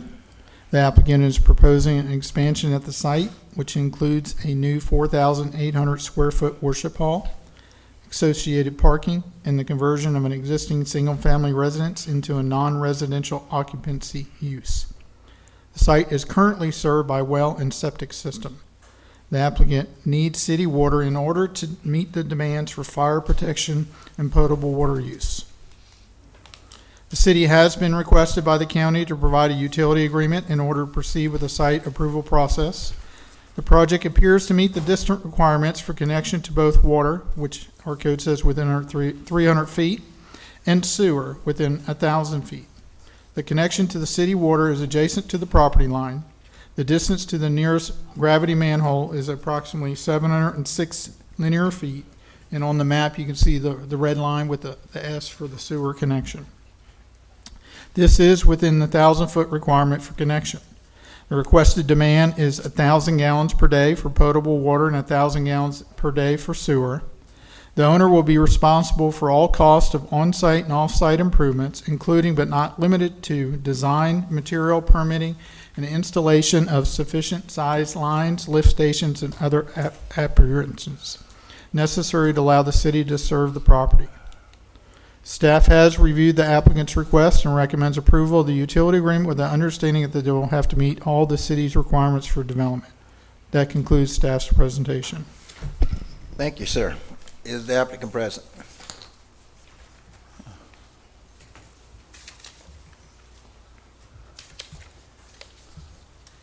Good afternoon, Mr. Mayor. Afternoon, sir. Mayor Pro Tem and all the council members and distinguished staff. I'm happy to be here. My name is Jimmy Crawford. I'm an attorney with Crawford, Muddock, and Holt, and I do represent the Islamic Center of Clermont. My address is 702 West Montrose, Clermont, Florida. We have an entire contingent from the worship center here. We'd be happy to try to answer any questions. We would have rather tried to annex now, but we're not contiguous. We hope we will be soon, and whenever the city attorney and this board opines that we can, we want to come in and be a part of the city. The only clarification I'd like to make is that the non-residential use we're converting the existing residents to is already in use. It's a community food pantry. We're associated with Second Harvest Food Bank, and we serve every weekend out of there right now. But we are asking for a CFD amendment in our county zoning for impervious surface, and it's going from 35 to 45 is all that is. And with that, we'd be happy to try to answer questions, and I can get Mr. Latib, who is the president of the congregation, up to try to answer any questions you might have of them. Thank you, sir. If we Thank have you. any other question, we will call you back at a later time. But right now, this is a public forum. Anyone in the chamber wish to address this item may come to the microphone and state your name and address and have 3 minutes. Anyone in the chamber which address this item may come to the microphone and state your name and address and have 3 minutes. Seeing no one, I close public comment for the chamber. Anyone online, sir? No one online. I close public comment and bring it back to council. What say council? Thank you, Mayor. One thing I asked in my agenda review with the staff was about the design standards of the project, because at some point it sounds like the applicant would like to be annexed into the city. We do have language included in the utility agreement that the city at basically any time can call that card, if you will, and annex the property. And so I asked about the design standards, and just for clarification for council and for the public, the designs are being done to the standard of the city of Clermont. It's not in a county standard that may differ. It is actually in the language in the utility agreement that it's required to meet the city of Clermont. Thank you, Councilmember Bain. Yes, Yeah. and without agreeing to the legality of forcing that requirement on you, my clients are happy to do it, and so, yes. Absolutely. we're fine Thank with you. And then my only other question for Mr. Cruz, just for clarification in the language, is that this is for sewer and water, and it's not for either or. It's That for is both. correct. That's how it's written in the Yeah. utility agreement, that Okay. it would be for both. Okay. Thank you very much. Okay, any other questions? Any other question? Hearing none, I entertain a motion. I'll move item number 14, utility agreement request with the Islamic Center of Clermont, Inc. I second. Okay, I have a motion and a second for approval of item number 14, utility agreement request for the Islamic Center of Clermont, as presented. Any further discussion? I do have a question. Does section 2A, Mr. Waugh, address Mr. Bain's concerns? It just says it says developed according to city standards. And I just want to make sure that developed includes constructed and designed, and that city standards includes design standards. It does. Okay, great. Now, is this also taking into consideration annexing, or is that a future thing? There's language in here that we can annex once they become So it's contiguous. our advantage to annex. We're not doing We're not doing it right now, but it would be potentially if it's contiguous. Basically, as most of the agreements nowadays, if we decide to annex, once we provide services and everything, we can come back and do that. Okay. And that's already in there, right? Yes. That's Yeah. correct. Yeah, section 3. And both water and sewer being provided. Mm-hmm. Any other question? I just want to make a clarification. The city, under this agreement, would be able to annex regardless of contiguity because Right. it's in the ISBA. So that's, whether y'all end up wanting to or not is a policy question for later. Right. Yeah. Right. Thank you. Thank you for that clarification. I would just like to point out in closing that there already is an Islamic Center of South Lake. That's not us. We're the Islamic Center of Clermont. So we want to be in Clermont. Oh, Right. Clermont. All right, Islamic Center of Clermont. I thought that's what I said. You know, All right. And this is the one out on Hancock and in Islamic Cemetery. I think the one you're referring to up on 27. 27? Yeah. Yep. All right. All right, no further discussion. All in favor, let it be known by saying aye. Aye. All opposed? And the chair vote aye as well. Motion carried 5-0. Thank you. Item number 15 is for design approval of Bishop Field. Good afternoon, Brian Foreman, Parks and Recreation Director. Staff engaged with the Bentley Group to provide a design for the grandstand and dugout replacement at Bishop Field. Demolition of grandstand and restrooms, dugouts, a new grandstand with 200 seating capacity, new restrooms, concession, new dugouts, additional parking, landscaping at an estimated cost of $2.5 million. This is from the street. And that's inside the field. And then here's from above, so you could see some parking out in right field, in center field, and then where the new structures would be. And Bentley Group is here also to answer questions. So what staff is looking for is direction on the design. Does council like it? And then how council would like to move forward.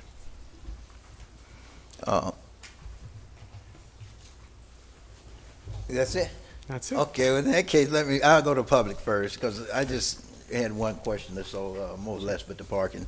But this is a public hearing. Anyone in the public wish to address this item may come to the microphone and state your name and address and have 3 minutes.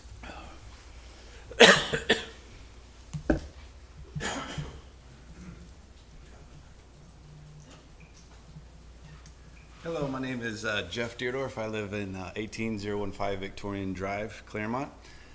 I've lived in Clermont for 42 years. I love it here. I'll go backtrack real fast, but Bishop Field means a lot to me. I was drafted out of high school from South Lake High School in the 3rd round, played 10 years of professional baseball. My dad and I were on that field one day, and a scout drove by and found me when Clermont was not Clermont like it is now. Yeah.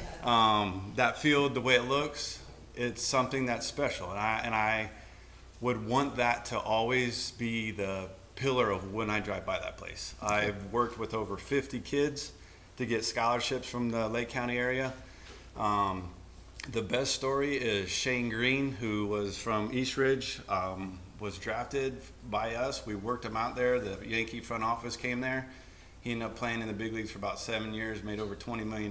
He is on my side with this, of designing it and helping and ideas and just making sure that it's just not a change that we're not used to seeing, because it is a special place for a lot of people in town that played on that field, grew up on that field, all that thing. And I just think it's something that we, as a city, that just needs to make sure we hang on to the history of what it looks like. And there's ideas I have that I've been having for decades that we could do to make it better. Maybe it's not changing too much. Add an AstroTurf, be the first one to have an AstroTurf field that we can actually play games when it's doing what it's doing right now. And just ideas like that, and spending the money the right way instead of just doing a facelift and it is what it is. I think it just needs to be a little bit of both. So that's all I have on that. Mr. Dodorf, you said we. Who is we? Shane Green. Shane Green. Yeah, Shane you said Green. we worked him out. Who's that? Oh, the New York Yankees. Yankees. Yeah. We are the New York Yankees. Yeah. He played with. He played You are with the New York Oh, yeah. Yankees. So I'm Well, a no scout. one's perfect. I didn't mention that, but I'm a scout with the Yankees for 19 years. So I found that guy named Judge and some of those guys. So I've been doing it for a little bit. That's so. why. That's why awesome. that Yankee emblem is on your shirt. Ain't it? Yeah, and I was wearing the ring. Too. There's a I didn't ring make it there, too too, yeah. But yeah, no. What my point is, I just want to make sure it is what it's always been to a lot of people in town. That's all. Yeah. Yeah, it wouldn't be the first time that I've asked someone who stood at that podium if they'd be willing to help Yes. the city. Yeah. Would you be willing to help Oh, the city? 100%. Oh, that'd be great. 100%. And I can get a lot of guys that can help to do things that we could make it where it's special, because it is special to a lot of It people. is. You're right. It is. I mean, there's the way it looks is old, but I think everybody I always talk to say that it's the playing surface is what's the worst part, and the balls flag out and hitting cars. Yeah. But the look makes them feel like it was back in the old days when they were just watching a baseball field. Yes. The way it's set up and the way it's designed and the way it looks and the trees in the background. I remember the first, I went over my time, but first time I hit one over those trees, like, oh, that means a lot to me. So it's just, it's cool. So that's what I had to say. I have a question. Okay. Yeah. Well, hold on. Before we get too far, let me finish up public comment, please. Well, I have a question for this person. I don't want to. I need to bring him back up if it's okay. I'm okay with that. I Yeah. can do that. Yeah. Okay. You me sit down? The mayor's in charge, not me. So. Well, I want to Stay give close. other I see a couple other people want to do some public comment. We can always bring you back. Yes, sir. Try to get through public comment. My name is Patrick Bianchi, 10 West Montrose Street. So I actually had the pleasure of playing with Shane Green. We were on the same team. I know you said South Lake High School, I'm at Eastridge Knights, so we'll have our differences. But 2004, I moved here. I played on that field when I was 14 years old, all the way through. Diamond sports are very special to me. I think this field in particular has a lot that can bring in outside of Clermont. You can host a lot of different national championships here. The fields boast, it's 375 feet in center. I've hit many home runs over there.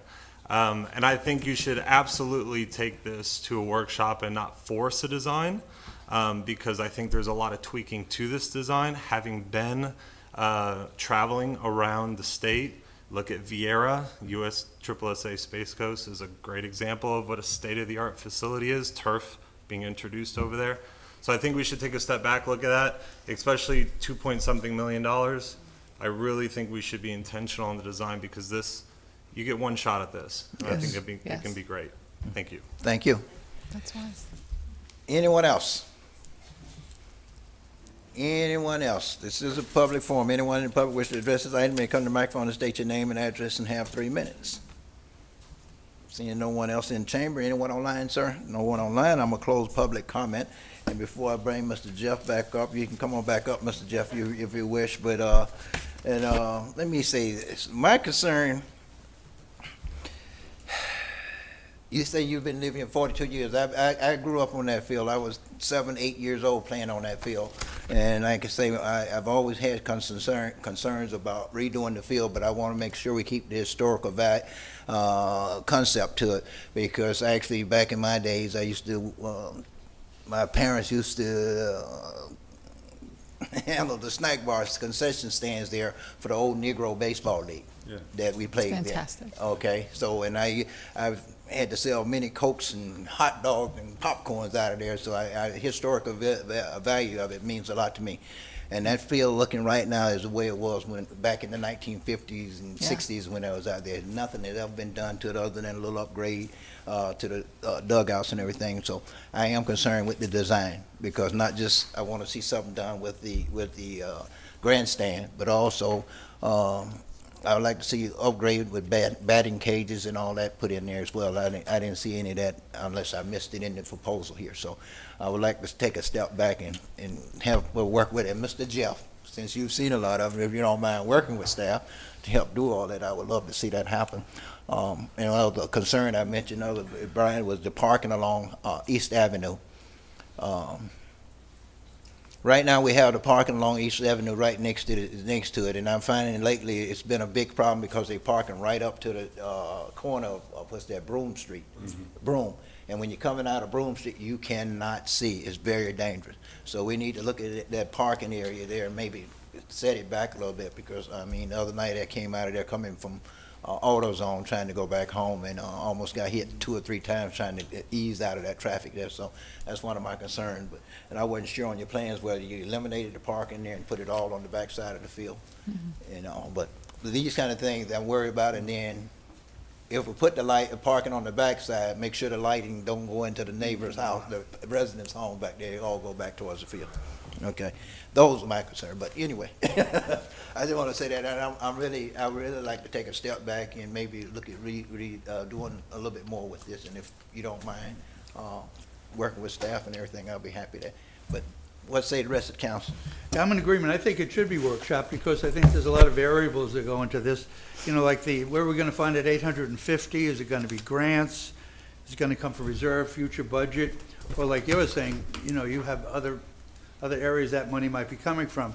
And also the design. We want to make the design right. I don't think we should vote on the design now. Is this a single source, this Bentley products? Yes. Or is it? No, it's Bentley. They're an approved vendor. Okay. They're approved vendor, but What I am excited about is, Mr. Deerdorf, I know you're with the Yankees, and I understand what that brings with it. But there are some other pro baseball players and scouts here who live in Clermont as well, right? Former teammates of yours? Yeah, right? well, John Cronka lives here, who's played in the big leagues, and now he's a scout with the Pirates. Matt O'Brien lives here.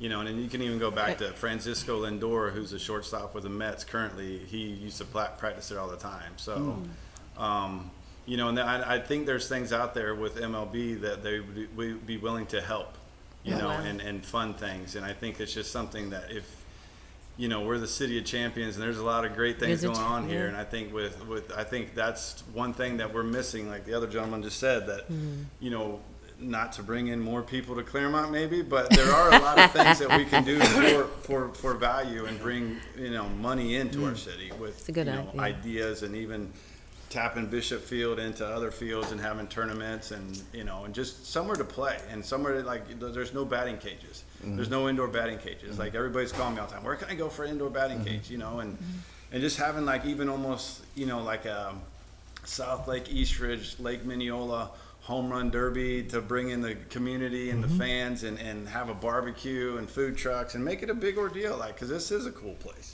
It's a very cool place, and of course, back when we only had the one high school, that's what they used. That was the field they used back when it was Clermont High and everything. And it is really being utilized today. Every Sunday morning, just about I'm on my way to church, I have to deal with people down there. And then last week, I noticed a couple nights last week, there was so many people out there. I'm like, okay, so it's very. I often come home and I'll see those lights on, and it's like a beacon. Like, all right, I'm getting close. I'm close to home because those lights are on. So, do we want to make a workshop? But this is a workshop. If I may, Go ahead. I don't know why I got cut off earlier. We really need to work on our rules. But the reality is that my question that I wanted to ask you was, would you be willing to work with the Parks and Rec department? Because I'm going to disagree a little bit with the council. I don't think we need to workshop this, because I think that creates a lot of, I would like to see something brought to us to actually provide feedback for. And I think a select work group, it sounds like you are connected with some folks who could provide Mr. Bianchi talked about some perspective that he had. The mayor talked about some perspective he had. I'm talking about just a small, nimble work group, select passionate people in the community who could help Mr. Foreman and Bentley or whomever come up with a concept that then it would come back to us for a workshop, rather than us to try to design it in a workshop, which ends up, I think 6 months later, we finally get to approve something. If we could have a more nimble process to get to that point, that might be beneficial for us. And if you're willing to do that, I think that we could probably, ask city staff to reach out to folks like that and get that work group going, and bring something back to us in a workshop rather than just workshopping it. And we sit here for 2 hours and we all have opinions and we don't really get anywhere. Well, and in my experience working in softball, oftentimes when the engineers are getting involved, it's your sports facilities tend to look like commercial buildings, whereas folks like Mr. Deerdorf and his friends and former teammates, they've seen these historic baseball fields, and I agree. I think this is special, and I think a lot of people who don't know the connection that Bishop has to the community would not necessarily. I'm going to go on a limb and say perhaps you and your friends love it more than it deserves. And anytime you can get people who love something more than it deserves to spend their time and talent on it, I agree with you, Mr. Bain. I think that, and I would suggest to the council as well, that perhaps we form a committee, maybe at least 5 people, so we're getting some sort of variation. I'd like to see the local Little League have a representation on that committee. Maybe there's a high school coach or something that connects us to the youth, but I'm not going to ever say no to professionals in their field offering their time to the city. So I wouldn't mind 3 or 4 or 5 of you guys, but I'd like to make sure that the youth programs are included in the committee, whether it's formal or not. I think I'd like to get legal counsel to your point about being nimble. Mr. Deerdorf, if we form a formal committee, we may have to have sunshine, formal notice, you have to video it, all that stuff, versus, maybe kicking around some ideas with your friends before it becomes formal. I don't know. We're used to being in the fishbowl. I'm not so sure that the public is used to it. So something to think about. And then the idea of grants has come up. So I think what would be helpful for a purpose of seeking grants, and please staff correct me if I'm wrong, if we have some sort of idea of a budget, a lot of times that helps when you're seeking grants. We've been given a proposed $2.5 million. If we can grant half of that, I am not having any real heartburn from what I know of the budget. We've already approved $1 million on this, so we're only talking about 250,000 difference. I wouldn't mind.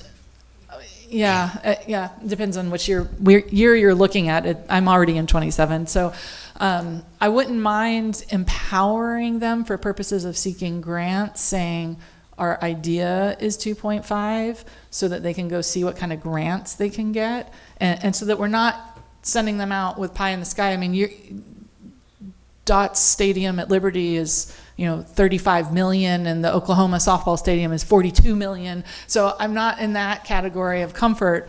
But I don't think it's a problem to maybe steer staff towards the 2.5 number. Go see what grants you can get a group of locals together. I'd love to see that. How do we do that as the government? Christian, I think this is probably for you. What's the best way to structure what we're talking about? You want me to?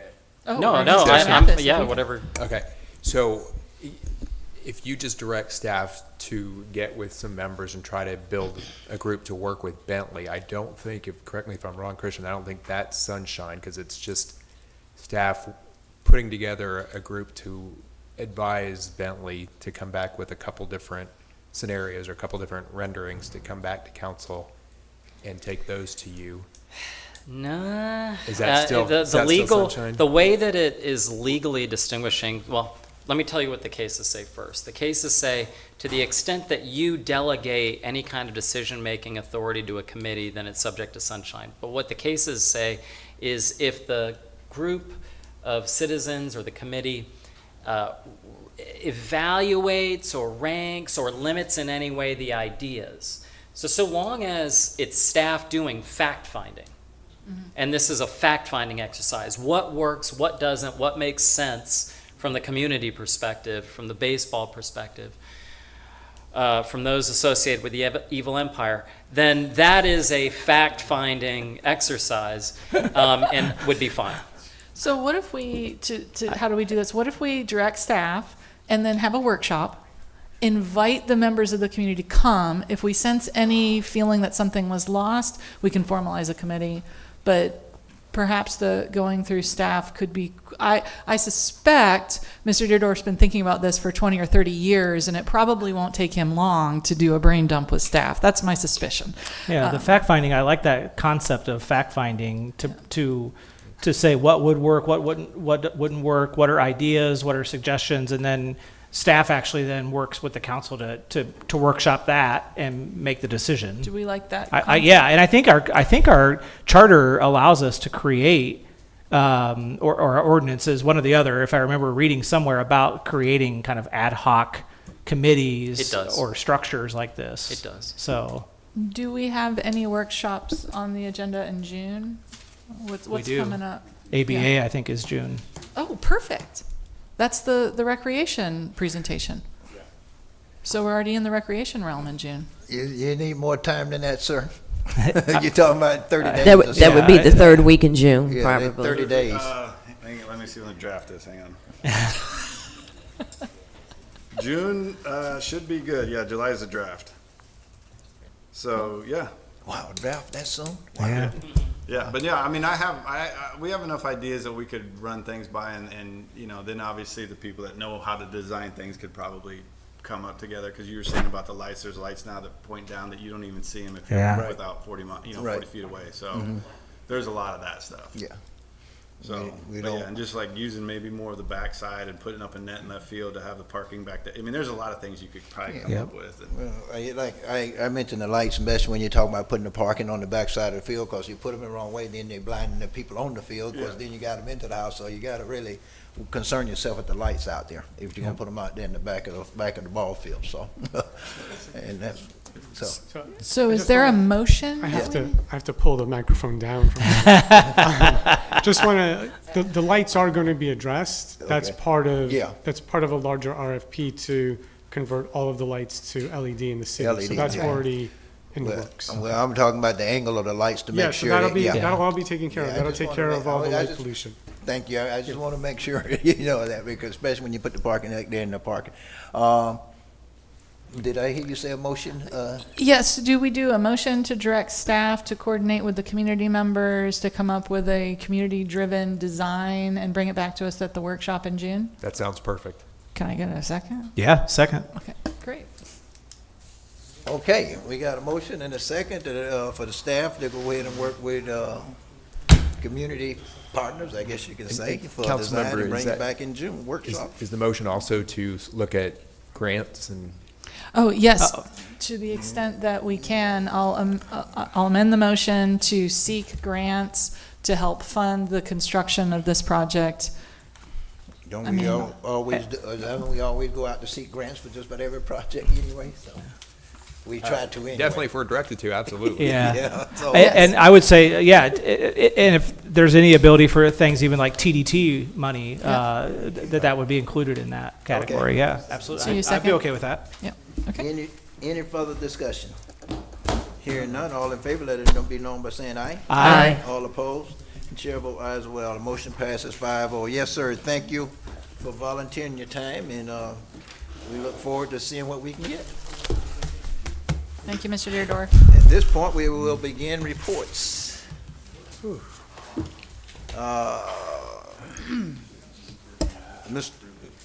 Mr. Matthews. Thank you, Mayor and Council. As you notice, we're missing one Whitebeard here tonight. Just wanted you to, Mr. Van Wagner had a family emergency this afternoon and or later this morning and couldn't be here tonight. But just please keep him in your thoughts and prayers. His family. He should be back tomorrow. Okay. Should be fine. On the report standpoint, the council workshop, we have a next workshop Tuesday, May 19th to discuss the budget and the budget priorities. Also, please note that city offices are closed Monday, May 25th for Memorial Day. We have some events coming up. Friday, May 15th is the downtown wine stroll from 6:30 to 9. And on Monday, May 25th, we have Memorial Day ceremony at the Arc at 11 a.m. Also, Wednesday, May 20th, we have the Ride of Silence at Waterfront Park Field from 6:30 p.m. to 8 p.m.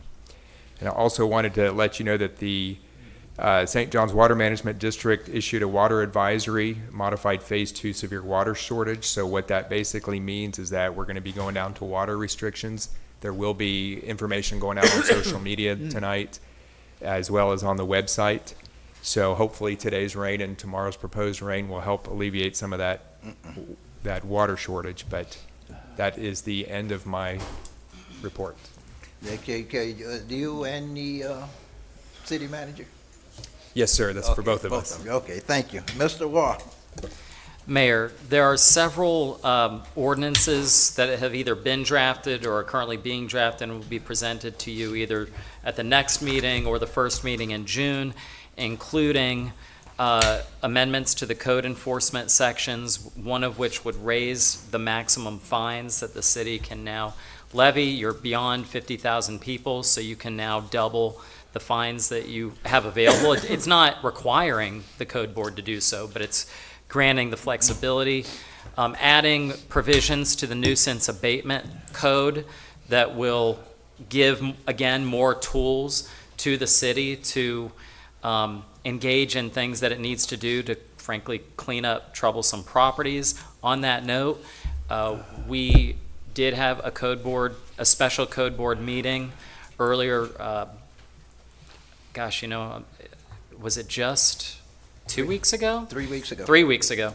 And it had never been done before in Clermont, but it was done, and we asked the code board to make a special finding of a violation, even though it had already been corrected. My understanding is that there has been a substantial cleanup, but problems remain. And so I am continuing to work with neighbors on pursuing a possible lawsuit regarding 1919 Sunset Lane. The owners have not fulfilled their obligations to avoid that lawsuit. I can say that with certainty, and you'll hear more about that. Also, there is an ordinance regarding the notice that would need to be provided for basically land use and zoning issues that would propose to increase the distance, so more people would get notice. Okay. That's been drafted. It has some typos that have to be corrected, but it's almost done. I think we'll have some meetings on that. You had a presentation at the beginning of the meeting about security cameras and public records. I want to explain a little bit about that. Thank you. So I did get an email last night, fairly late, from Ms. Page indicating displeasure, with our practices, and that she felt that that the front lobby footage should be available in a public records request. And I think a lot of people would expect that, actually. I mean, and so I think I'm the reason why those records weren't released. And the reason is that when we look at Florida Statute Section 281.301, it says that there's an exception for security systems and surveillance systems. Now, if that's all someone saw, someone might think, well, gosh, what does a camera in the lobby of the police department, or anywhere for that matter, really reveal about a surveillance or security system? That's what I think a lot of people say in their common sense. And there was a judge who agreed with that common sense in Orange County, Judge Mihawk, a well-known judge, considered a good judge. And he was appealed by some lawyers who some of us know, Pat Christensen, Carrie Ann Wozniak. And that went to the 5th DCA, and the 5th DCA unanimously overturned it. And what was the fact in that case? It was about cameras on a Lynx bus. I don't know how many of y'all have been on a Lynx bus in downtown Orlando, or anywhere near Orlando, but Channel 6 was trying to get access to the camera on one of the buses because there was a fight on one of the buses.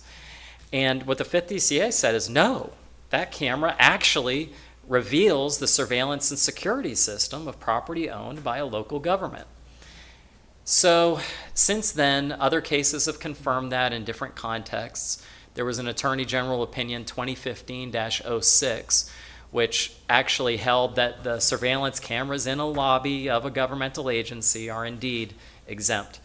There's just one nuance here. Sometimes when you have things that are public records that are exempt, they're just exempt, and we actually still have the ability to release them if they're exempt. But if they're exempt and confidential, we have no discretion. Guess what? These are exempt and confidential. So I can't speak as to what prior attorneys felt or their legal, I don't know. And I think a lot of governments learn or change policies over time. All I can tell you is it's going to remain my legal advice that we not release camera footage from the PD or frankly any other part of our government buildings based on the very clear case law from the 5th DCA, which we're subject to. And incidentally, I mentioned Carrie Ann Wozniak's name for a reason. She's now an appellate judge on the 6th DCA. I don't think the law has changed. Okay. So that's it. And by the way, like I said, I think she has a very common sense. I honestly thought the same thing until I researched it a long time ago. But it is what it is. How is a government space confidential? Well, statutory. So in the statute, there are several exemptions for, like, no one disputes these are public records. They're definitely public records. Okay. But they are in the exemption for security systems and surveillance systems on government property. But why is that confidential? That's a decision the Florida legislature made. I don't know. So I think what we're thinking is if a crime was committed, then these can't be accessed then? Right. If a crime was committed? If a crime was committed and somebody wants to access this to No. prove or disprove the crime? No. So as I indicated Since in my somebody's email to Ms. Page, I actually said this may be discoverable in a lawsuit. It's not releasable as a public record. Okay, so it is discoverable then? Yeah, sure, in a lawsuit. But you can't just do a witch hunt Correct. and then hope. I'm not saying this was a witch hunt. I mean, I think people very rightly might have an interest in seeing what a surveillance camera shows, especially if it's in a government building. I get that. It's just the law's the law. But what makes it confidential? The Florida legislature's determination that it's confidential.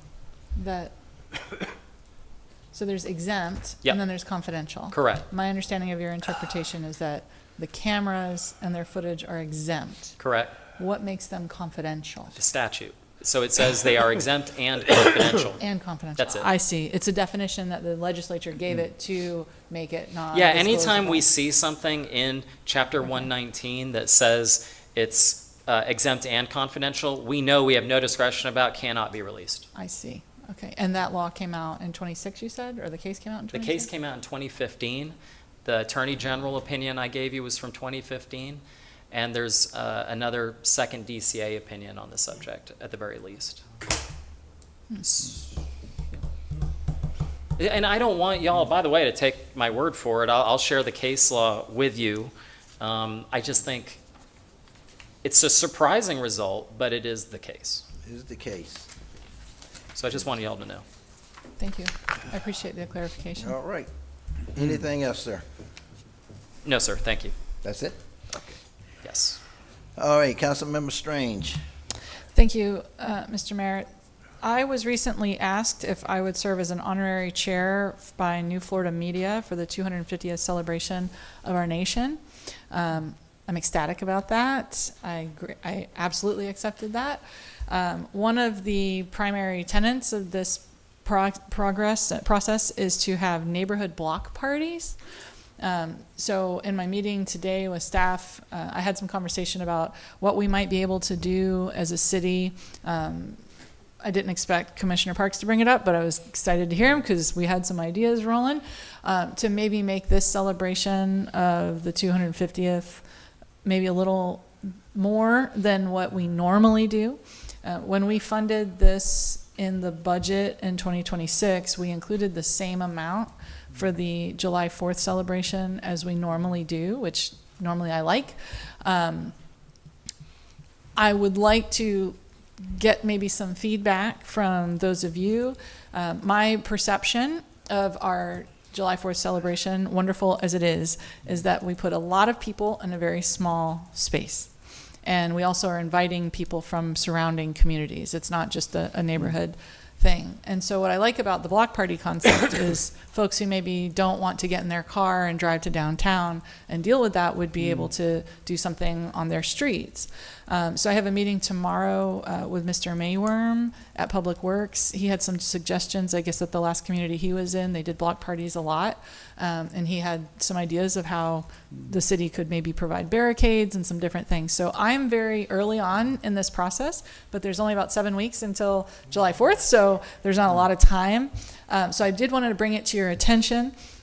Things that jumped out at me, the block parties also, we talked about Bishop Field tonight. I thought maybe that could be another location where we could encourage people to go to watch the fireworks, so they're not necessarily only in Waterfront.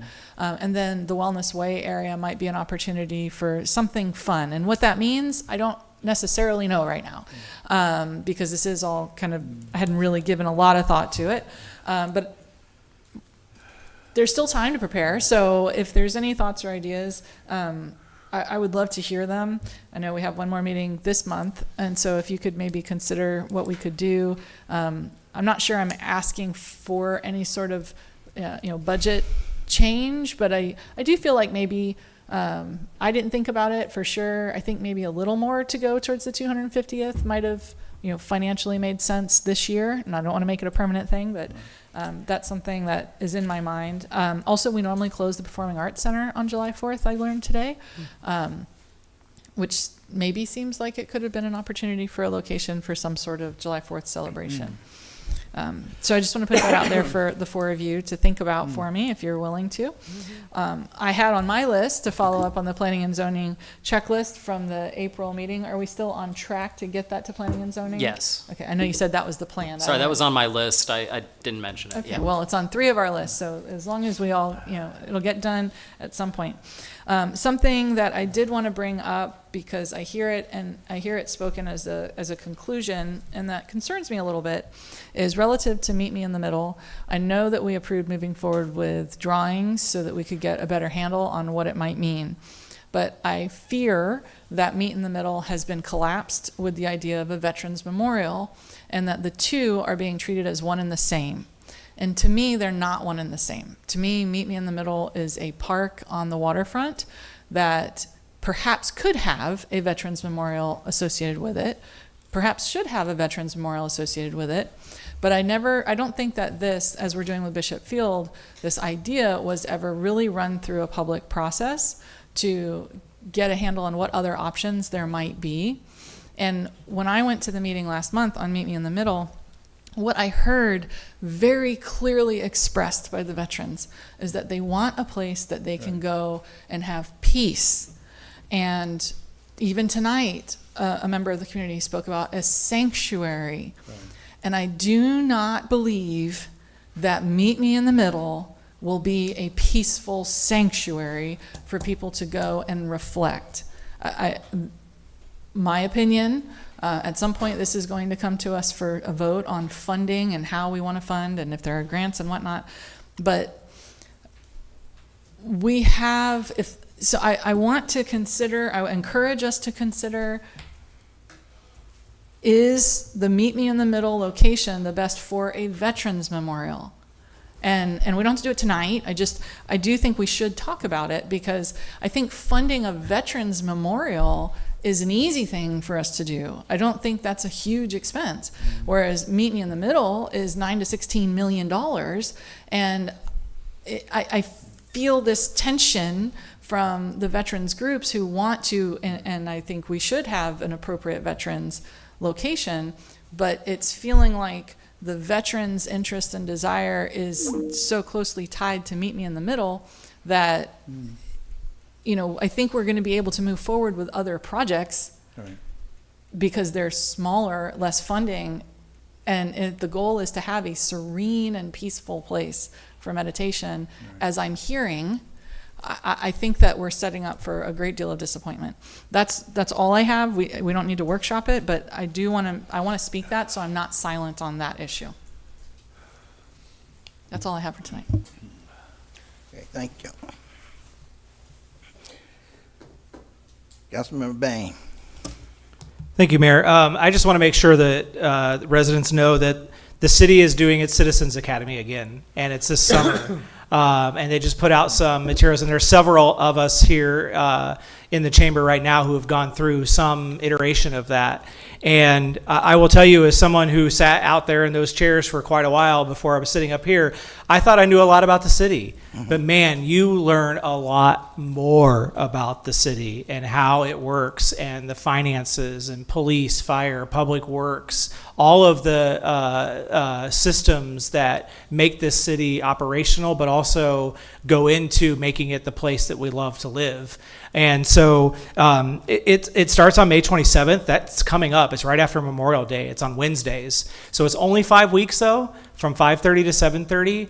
And I think maybe for the first time, it's at least the first time I've ever seen it advertised this way, that we're allowing folks, residents who may be 16, 17, under legal age, adult age, to be able to participate with parent approval or guardian approval. So if you have a young person in high school who's thinking, I love government, I love the city, I want to learn more, this would be an excellent opportunity for them to start their summer vacation for the first 5 weeks on those Wednesdays to be a part of that. So if you go to the city's website, clermontfl.gov/CCA, or I'm sure there's an item right on the first page to sign up for the Clermont Citizens Academy and get involved with that. It's limited participation, so I really, really encourage folks to get involved with that. It's just a great opportunity to do.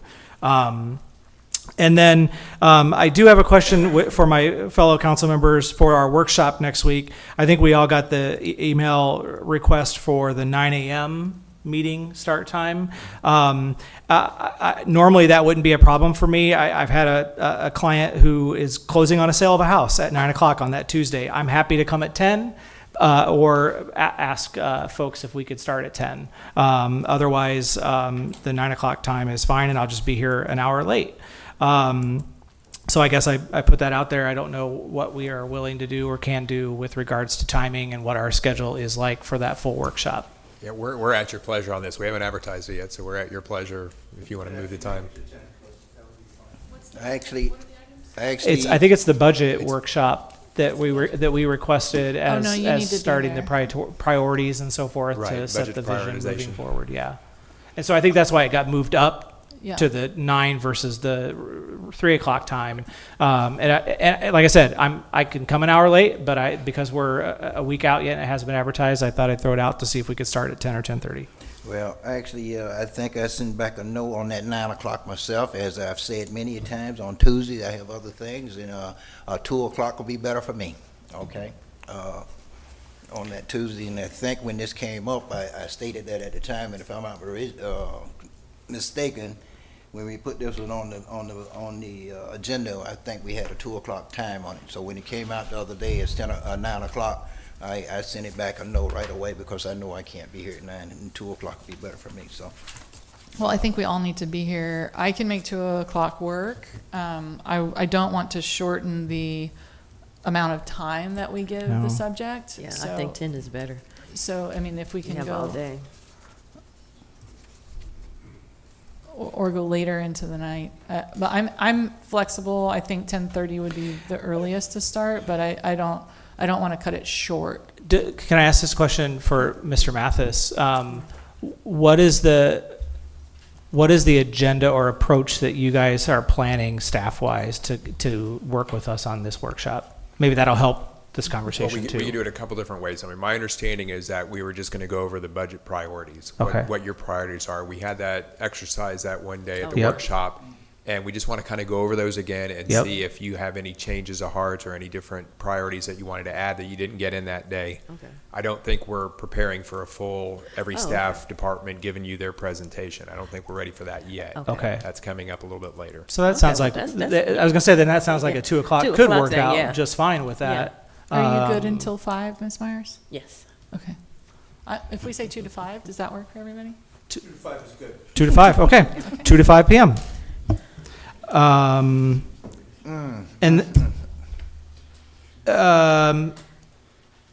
I have a question. Ms. Strange, you talked about a chair. Could you said the name of the organization? New Florida Media. New Florida Media. Thank you. It made me think about a question that I was actually asked earlier today by a business owner. And what is the process for blocking off streets. If a business or a citizen wants to block off or barricade streets, what's the actual process for that, and who do they talk to? They talk to our Parks and Recreation Division. Okay. Usually And if it's an event. And is that a staff decision, or when would that not be a staff decision? Who decides those things? I'm not sure that Council. answer. It's We yeah. don't have a process. No. But- When you ask for a street block off, it goes to the parks, and Park and Recreation make a report, and they present it to the council. Council will do the approval. Yeah, I can't think of a small one That's that the doesn't go process. to council unless it's like a neighborhood block party. And Mr. Bain, if I can here, because we're on the same page on Yeah. this, I have a meeting with the purpose of my meeting with Mr. Mayworm tomorrow is to talk about how we could potentially incorporate a way for citizens to create block party scenarios in conjunction with Parks and Recreation, because so much of our parks are done with Public Works. Yeah. So am I allowed to email Mr. Bain after my meeting? How does that work with Sunshine? I'll let the city Or attorney let answer staff that. do it? I have a thought on it, but I'll let the Yeah, legal- I mean, as a technical matter, yes. Any one of you broadcasting your position on something, whether it's on Facebook or email, it doesn't even need to be a position. It could be information, whatever it is.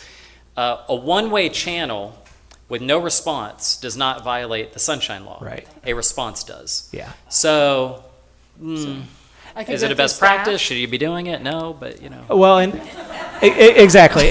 But I think we're on a similar page that obviously it's expedited for potentially what communities or neighborhoods would want to do for the 250th. Exactly. But to your point that you brought up, Councilmember Strange, about Mr. Mayworm and his previous community, in a previous community I lived in, there were a lot of block parties in the summer. It was in Wisconsin, so that's when you could be outside, and so that's when you had those things.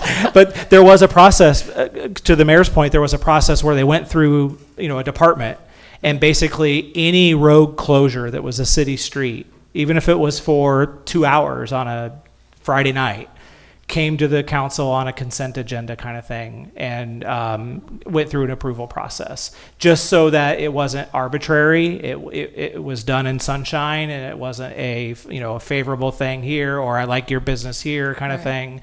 It was just done in transparency in that way. So if we don't have that actually in writing, I think that probably would be a good idea to have, because like I said, I did get this question interestingly at coffee this morning by a local business owner who asked me, what is the process for this? Yeah, I'm pretty sure that is the process in writing. It's only when it's a private road that they're trying to block off that it doesn't come to council. Yeah, and that would make sense. If an HOA within a gated community wants to do that we would have no control over that for a city street. So maybe through this process with Mr. Mayworm for the 250th, we can revisit that and clear it up. Is it Parks and Rec? Is it Public Works? And then we can bring that back to council. Does that sound good, Mr. Mathis? Sure. Okay, great. And then I don't want us to have a completely big conversation about meet us in the middle, especially when it's not noticed in that way. But I think, if I'm not mistaken, and staff can correct me, when Mr. Peterson made the last motion that was made was for the city to move forward with Mr. Powell to put together a design that did not exceed the lower threshold. I think it was like 8 or 9 million compared to where it was initially, and that would then go through the RFP process and come back to the council for an actual approval. Yes. And I think if I remember correctly and understand correctly, it was a scaled back version of a dock with maybe a few slips, and it had a different version of a meet us in the middle that did include a first responder and veteran memorial areas. So I think that's where that vote went. And it's my understanding that that would go out to RFP sometime this summer, I think, is what, if I remember from that timeline. And it would then come to staff for a vote. And I guess I leave it to staff to indicate if it's anything different. That sounds very familiar. I'd have to go back and look at the minutes, but Right. that sounds accurate. So I think maybe at that point, we would need to, if there's going to be an alteration, there needs to be some sort of action or official action that we would need to take to change that course, correct? I believe you're correct. Yeah. Okay. Okay. All right. I just want to make sure. Okay. That's all I have. Thank you. Thank you, sir. Councilmember Myers. The only thing I had to report is that I attended the MPOAC Institute a week and a half ago, and it was quite interesting to learn the processes with our FDOT system. Okay. Councilmember Peterson. All right, so May is now GBS and CIDP Awareness Month. I think it's really important. Somebody came to us, to do this proclamation, and this is a very rare nervous disease that attacks the immune system and attacks the whole nervous system. It causes weakness, numbness, sometimes paralysis. CBS comes on suddenly, where CIDP is a long-term vision, but both can turn a family upside down. In Clermont, your quality of life is not only parks and roads. It also means looking out for our neighbors, including those dealing with serious health challenges. Some people you never have heard of. To anyone in our community living with one of these conditions or caring for someone who is, we see you and we know who you are. That's it. Thank you. And now for my report. Wow, it was a busy week last week. This is why you took care of the CPD, the no parking signs. Can we get with Public Works on the parking and PD department on the parking signs again, please, sir? Yes, sir. All right. And I'm assuming when they ask about who will enforce them, I'm assuming it's PD department. It's the that police, should be yeah. It's my enforcing understanding them, right? that the signs were replaced. Okay. They may have been removed again a second time, but it's my understanding that they were replaced shortly after that last council meeting where you directed us Well, I to. know I got a call from you, Mr. Van Wagner, one of you said they were being done as they spoke to me. But Right. when I walked outside, I didn't see anybody out there doing any work, and I didn't see the signs, so. I went to check, and I didn't see anybody working, and I saw no new signs added, so.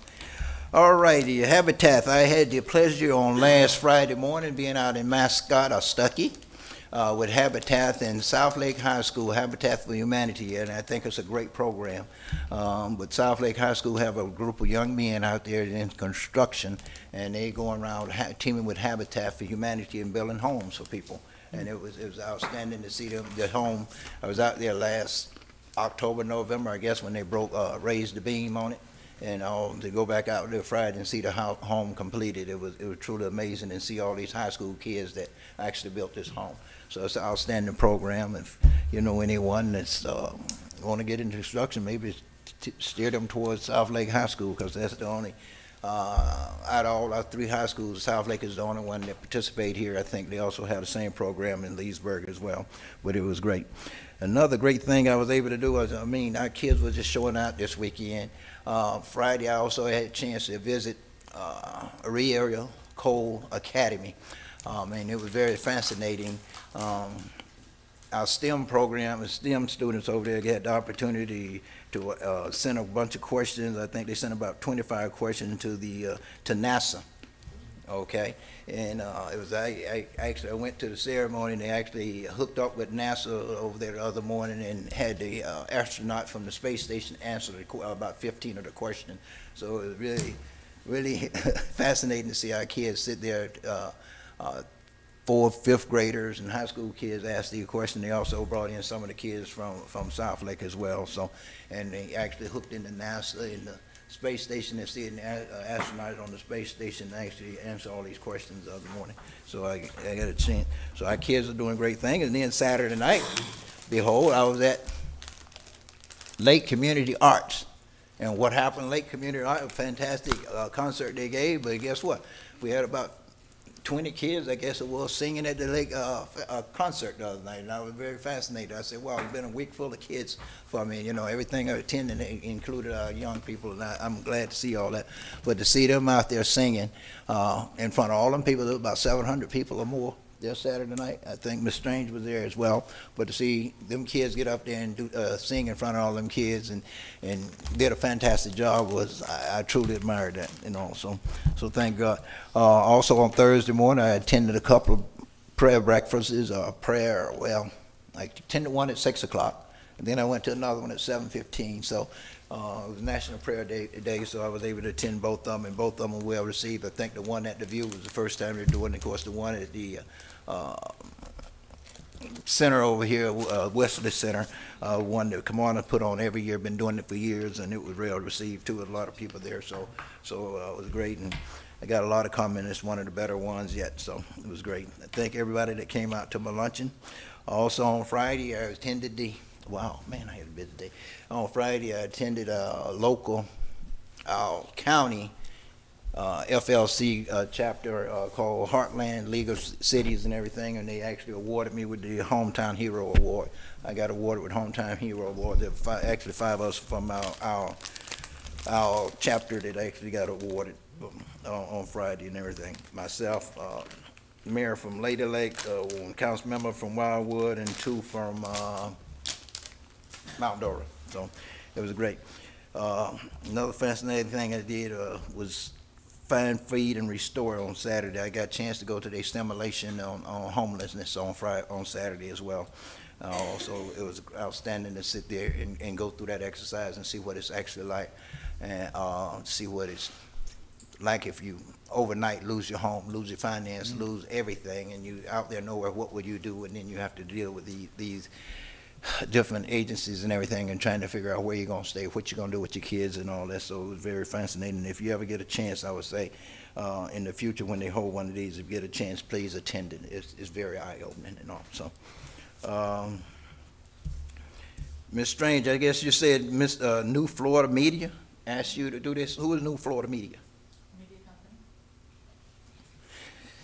I would think that may be a little bit of conflict, and I mean, I don't think I have any problem with block party, but our city, Park and Rec have been doing. I know I fought for years to get 4th of July celebration, and I know it's a special year celebration, the 250-year celebration. If we want to do something extra, I think we can get with our Park and Recreation and include all that in there. And I don't think we need to have somebody else come in, and then especially for one of us council members to chair it. It seemed like it'd be a conflict of interest when we got a staff already programmed and has been doing this for years. Maybe work with them and give them some suggestions, but I have a hard problem with that. Okay. I said I'm meeting with Mr. Mayworm tomorrow to put together something with him and Parks and Rec. Well, Parks and Rec have been, well, even for Florida Media, I mean, I don't even know who they are, never heard of them or anything, so New Florida Media, so I've never even heard of them or anything, so I have a hard problem with that. And I think that convinced some kind of a conflict for them to come in and ask you to chair something to go against what our own Park and Recreation have already been doing. They've been doing it for years, and now all at once we just walk in and try to take things away from them. Okay, I'm gonna say, would it be okay for me to just walk out and say, hey, I don't want to attend this city, I don't like what the city doing, so I'm gonna do all my, I'm gonna do some block parties and myself for the 4th of July, do special recognition. So I kind of think that we're on a slippery slope there. What So that's rule where I do you stand think with I'm that. violating? Huh? What rule do you think Well, I'm violating?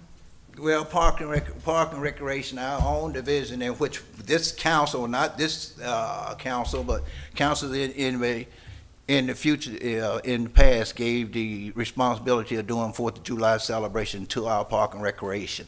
And I now said I'm for- meeting with them. Well, that's fine. You want to meet with them, but I still have a problem with it. Now we're trying to dictate to them. Well, let me say, for one us to be up here, and what you said to me a few months, couple of council meetings ago, trying to dictate to them how to do everything. Okay, trying to dictate to them. When did I say you were dictating something? When you accuse me of the fact that I told the police department what to do, things like this, so isn't that somewhat the same thing here? Now we're gonna go in and try to tell them without this, but that's Well, I where appreciate the stand now. clarification, If the other and I'm council doing with it that, to the I think there's council. a conflict there. Well, serious Mr. Mayor, we conflict. could talk about the League of Okay. Cities and your participation in that if we want to bring it up, and our service with other organizations. But I'm sitting here talking to the deputy city manager, who's the current sitting city manager, and I'm disclosing it to this council and asking for your engagement and participation after I sat with the deputy city manager and talked to the public works representative in my meeting with the deputy city manager. So unlike the situation where you instructed staff what to do in a parking lot without going to the city manager and advising him of what happened, I'm doing it in partnership with the city manager so that the entire city can benefit from what is one of the greatest celebrations in our nation's history. If the council thinks that I shouldn't be able to volunteer that time, I can do it without the city's participation, and I'd be happy to do that. But it seems like a good thing for the city to have options, citizens to have choices that don't require them to get into cars and to drive downtown, especially if you're Wellness Way and you live 10, 15, 20 minutes away. I'm just trying to create another opportunity. I'm doing it with the staff. I'm not alienating them or going around them. Well, as I say, it sounds like you're alienating, and then you're going against staff when we already have staff sitting here to do this. Why would I, as a council member, which we've already informed them to do this, which they are planning already, to go out and do this in their drawing away from their party, they already, again, if you want to do the block parties, outside of our 4th of July celebration, which I think they've already come to me and told me they looking to do, expanded even more than what they've done in the past couple of years and everything. So it seemed like we finna fight against our own department here, okay? And I cannot support that, okay? For meet us in the middle, I think Mr. Bain said it all for me. For his meet in the middle, I think this council voted, as he said, we voted to move that project forward. And I think that's what's happening. My last I heard, next month, Mr. Jeff Powell will probably be bringing back the engineer and everything for us to go out, and hopefully in July we can move it forward with procurement. But that's what has been voted on so far and passed by this council in the past, and that's where we are with meet us in the middle. Anything else? That's basically all I got. I have anyway, Mr. Waugh.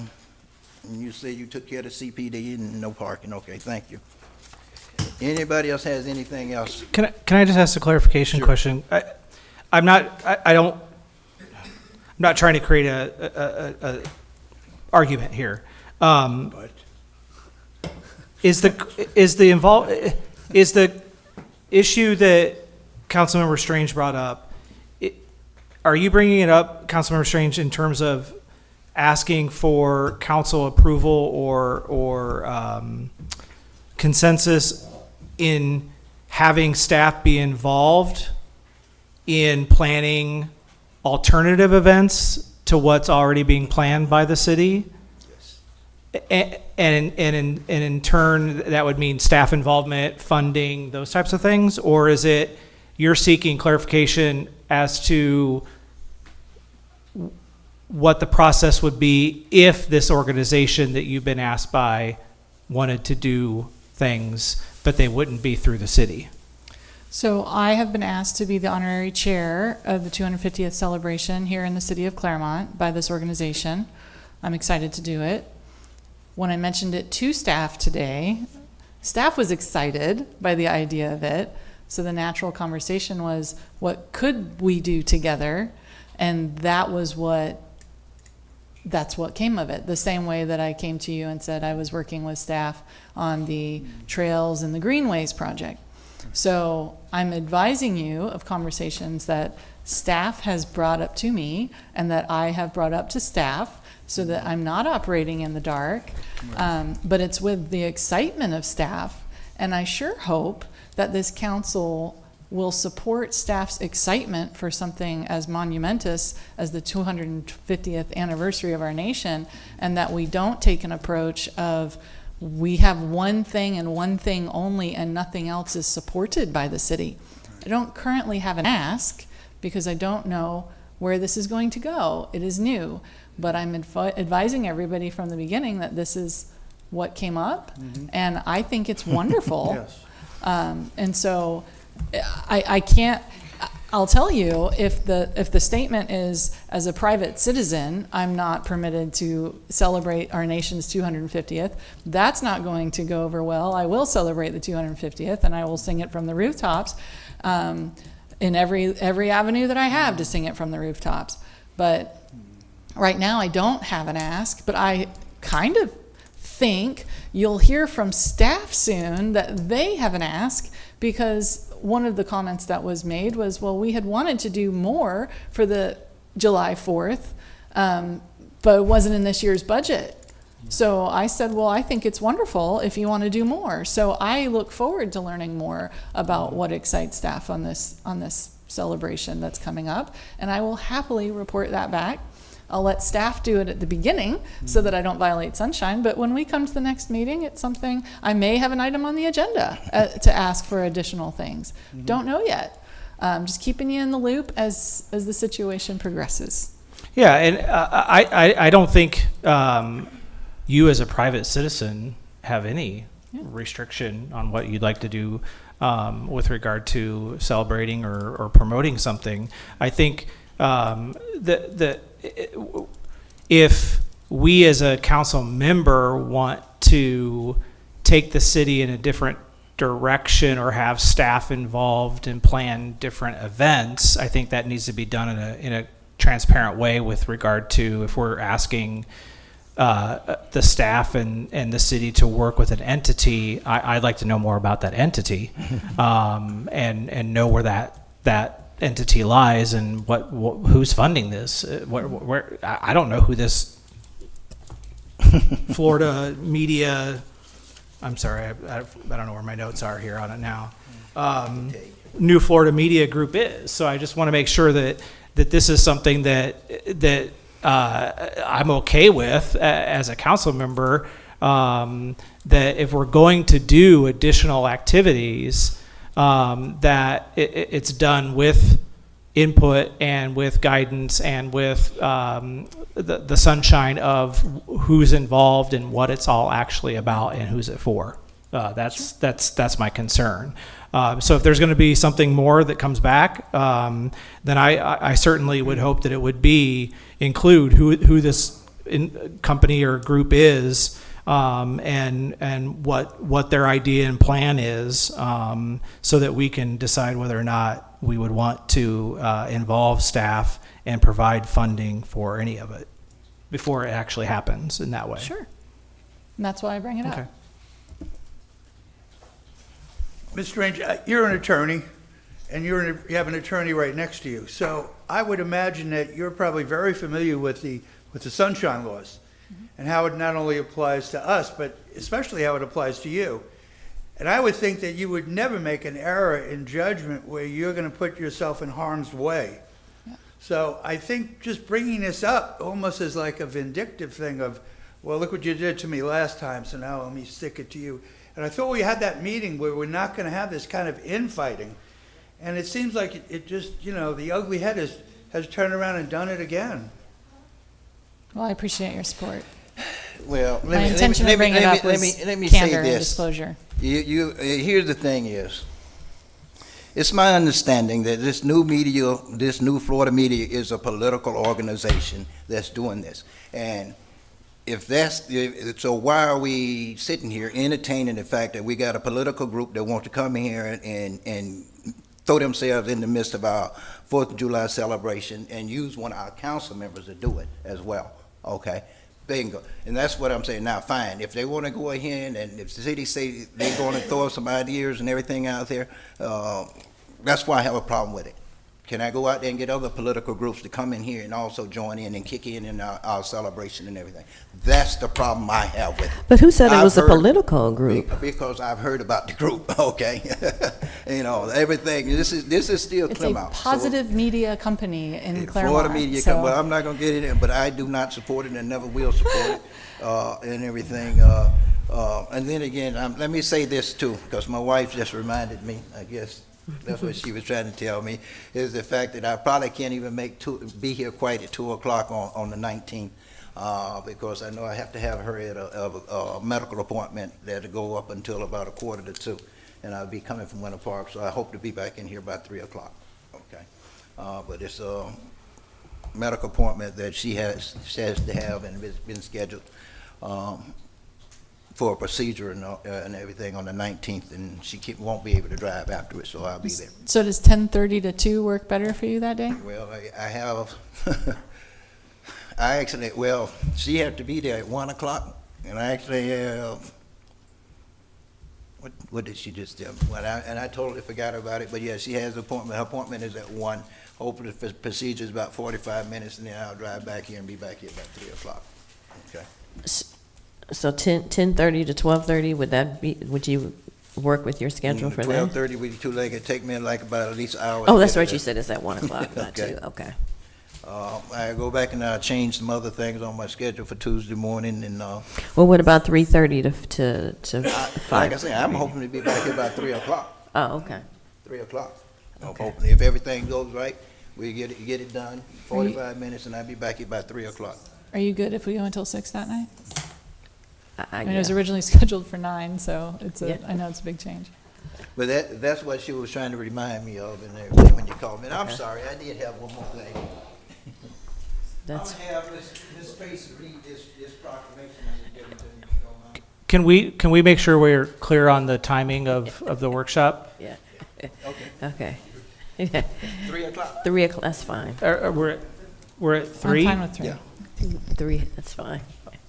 3 o'clock. Keep in mind, Tuesday, as I've always said, Tuesday's always been one of them days that I have always scheduled a lot to do and and try to finish up by 1 o'clock on Tuesdays and everything. But usually on Tuesday morning, I schedule a lot of different things on Well, Tuesday. and I think maybe, there might be an easier way to address this.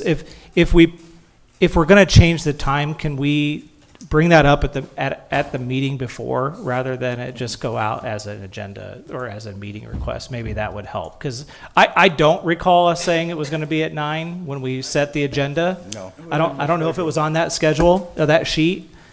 I had it on my schedule. Okay. I'm just saying, the sheet that we approved at that meeting, I don't think it had it on there. So if we do that change, just to accommodate, this is not a one-person thing, but if we're gonna make the change, just bring it to the meeting, and so we can just discuss it and plan for it, rather than do it after the fact. That might be helpful. Okay, but 3 o'clock? Okay, good. So 3 o'clock it is? Yeah. Okay. I gave I was given the proclamation on Mr. Alexander. I'm gonna let Ms. Tracy read that into the record for us, please, before we adjourn. Is it on the agenda? If it's not on the agenda, we're gonna either need council to approve it or put it on the next agenda. What is it? It's this proclamation that was done for back in 2009 that Mr. Kirk gave me for Army Specialist Alexander Miller. Oh, the one that he provided you in the public comment. The public fallen comment. soldier. Yeah. It's a So don't we have to put this in the agenda? You can't just throw it in the reports? I don't think is that. Well, he only gave me the one copy. I figure I'd give it to the Be ready for the next meeting? Can you do it for the next meeting then, since it wasn't in the agenda? It's a part of the record. Is it part of the? Do you want me to read it? It's up to y'all. It's up to y'all. Y'all are always in charge of what y'all want to do.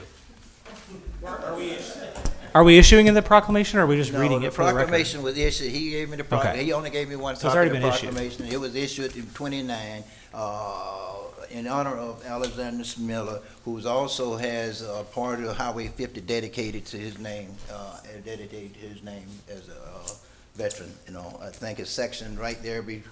What's that in front of Verizon? The section of Highway 50 in front of Verizon down the Grand Highway, I think it is. If you go past there, you'll see a sign with his name on it, and it's been there since 2009. You know, but the council way back in 09 did it, and I remember when they did it back in 09. Hey, if you don't want to hit, that's fine with me. I don't think you can do a proclamation and reports that doesn't have to be put into. Sir, it's not a proclamation Apparently, been issued. it was already issued, apparently, so this isn't adding. Okay. I think the mayor's asking, I- as all- part of his report, for this to be Okay, read, fine. that it was something that was given. I mean, It was, Would you like me to read it? It's your report? Okay. Whereas Alexander J. Miller was born on December 30, 1987, and lived in the Clermont community for most of his life, and whereas Alexander attended East Ridge High School, and whereas Alexander served as an Army specialist with the 1st Battalion, 32nd Infantry Regiment, 3rd Brigade Combat Team, 10th Mountain Division, and whereas Alexander was deployed to Afghanistan in January 2009, And whereas on January 31, 2009, Alexander lost his life in Afghanistan while serving our country. And whereas the citizens of Clermont, through their elected representatives, wish to convey their deep appreciation and profound respect to Army Specialist Alexander J. Miller for his commitment to duty. And whereas the citizens of Clermont, through their elected representatives, wish to express heartfelt condolences to the family of this brave soldier at this difficult time in their lives. Thank you, ma'am. Have been saying anything else need to come before the council? Yeah, I'd like to clarify since it was asked of me.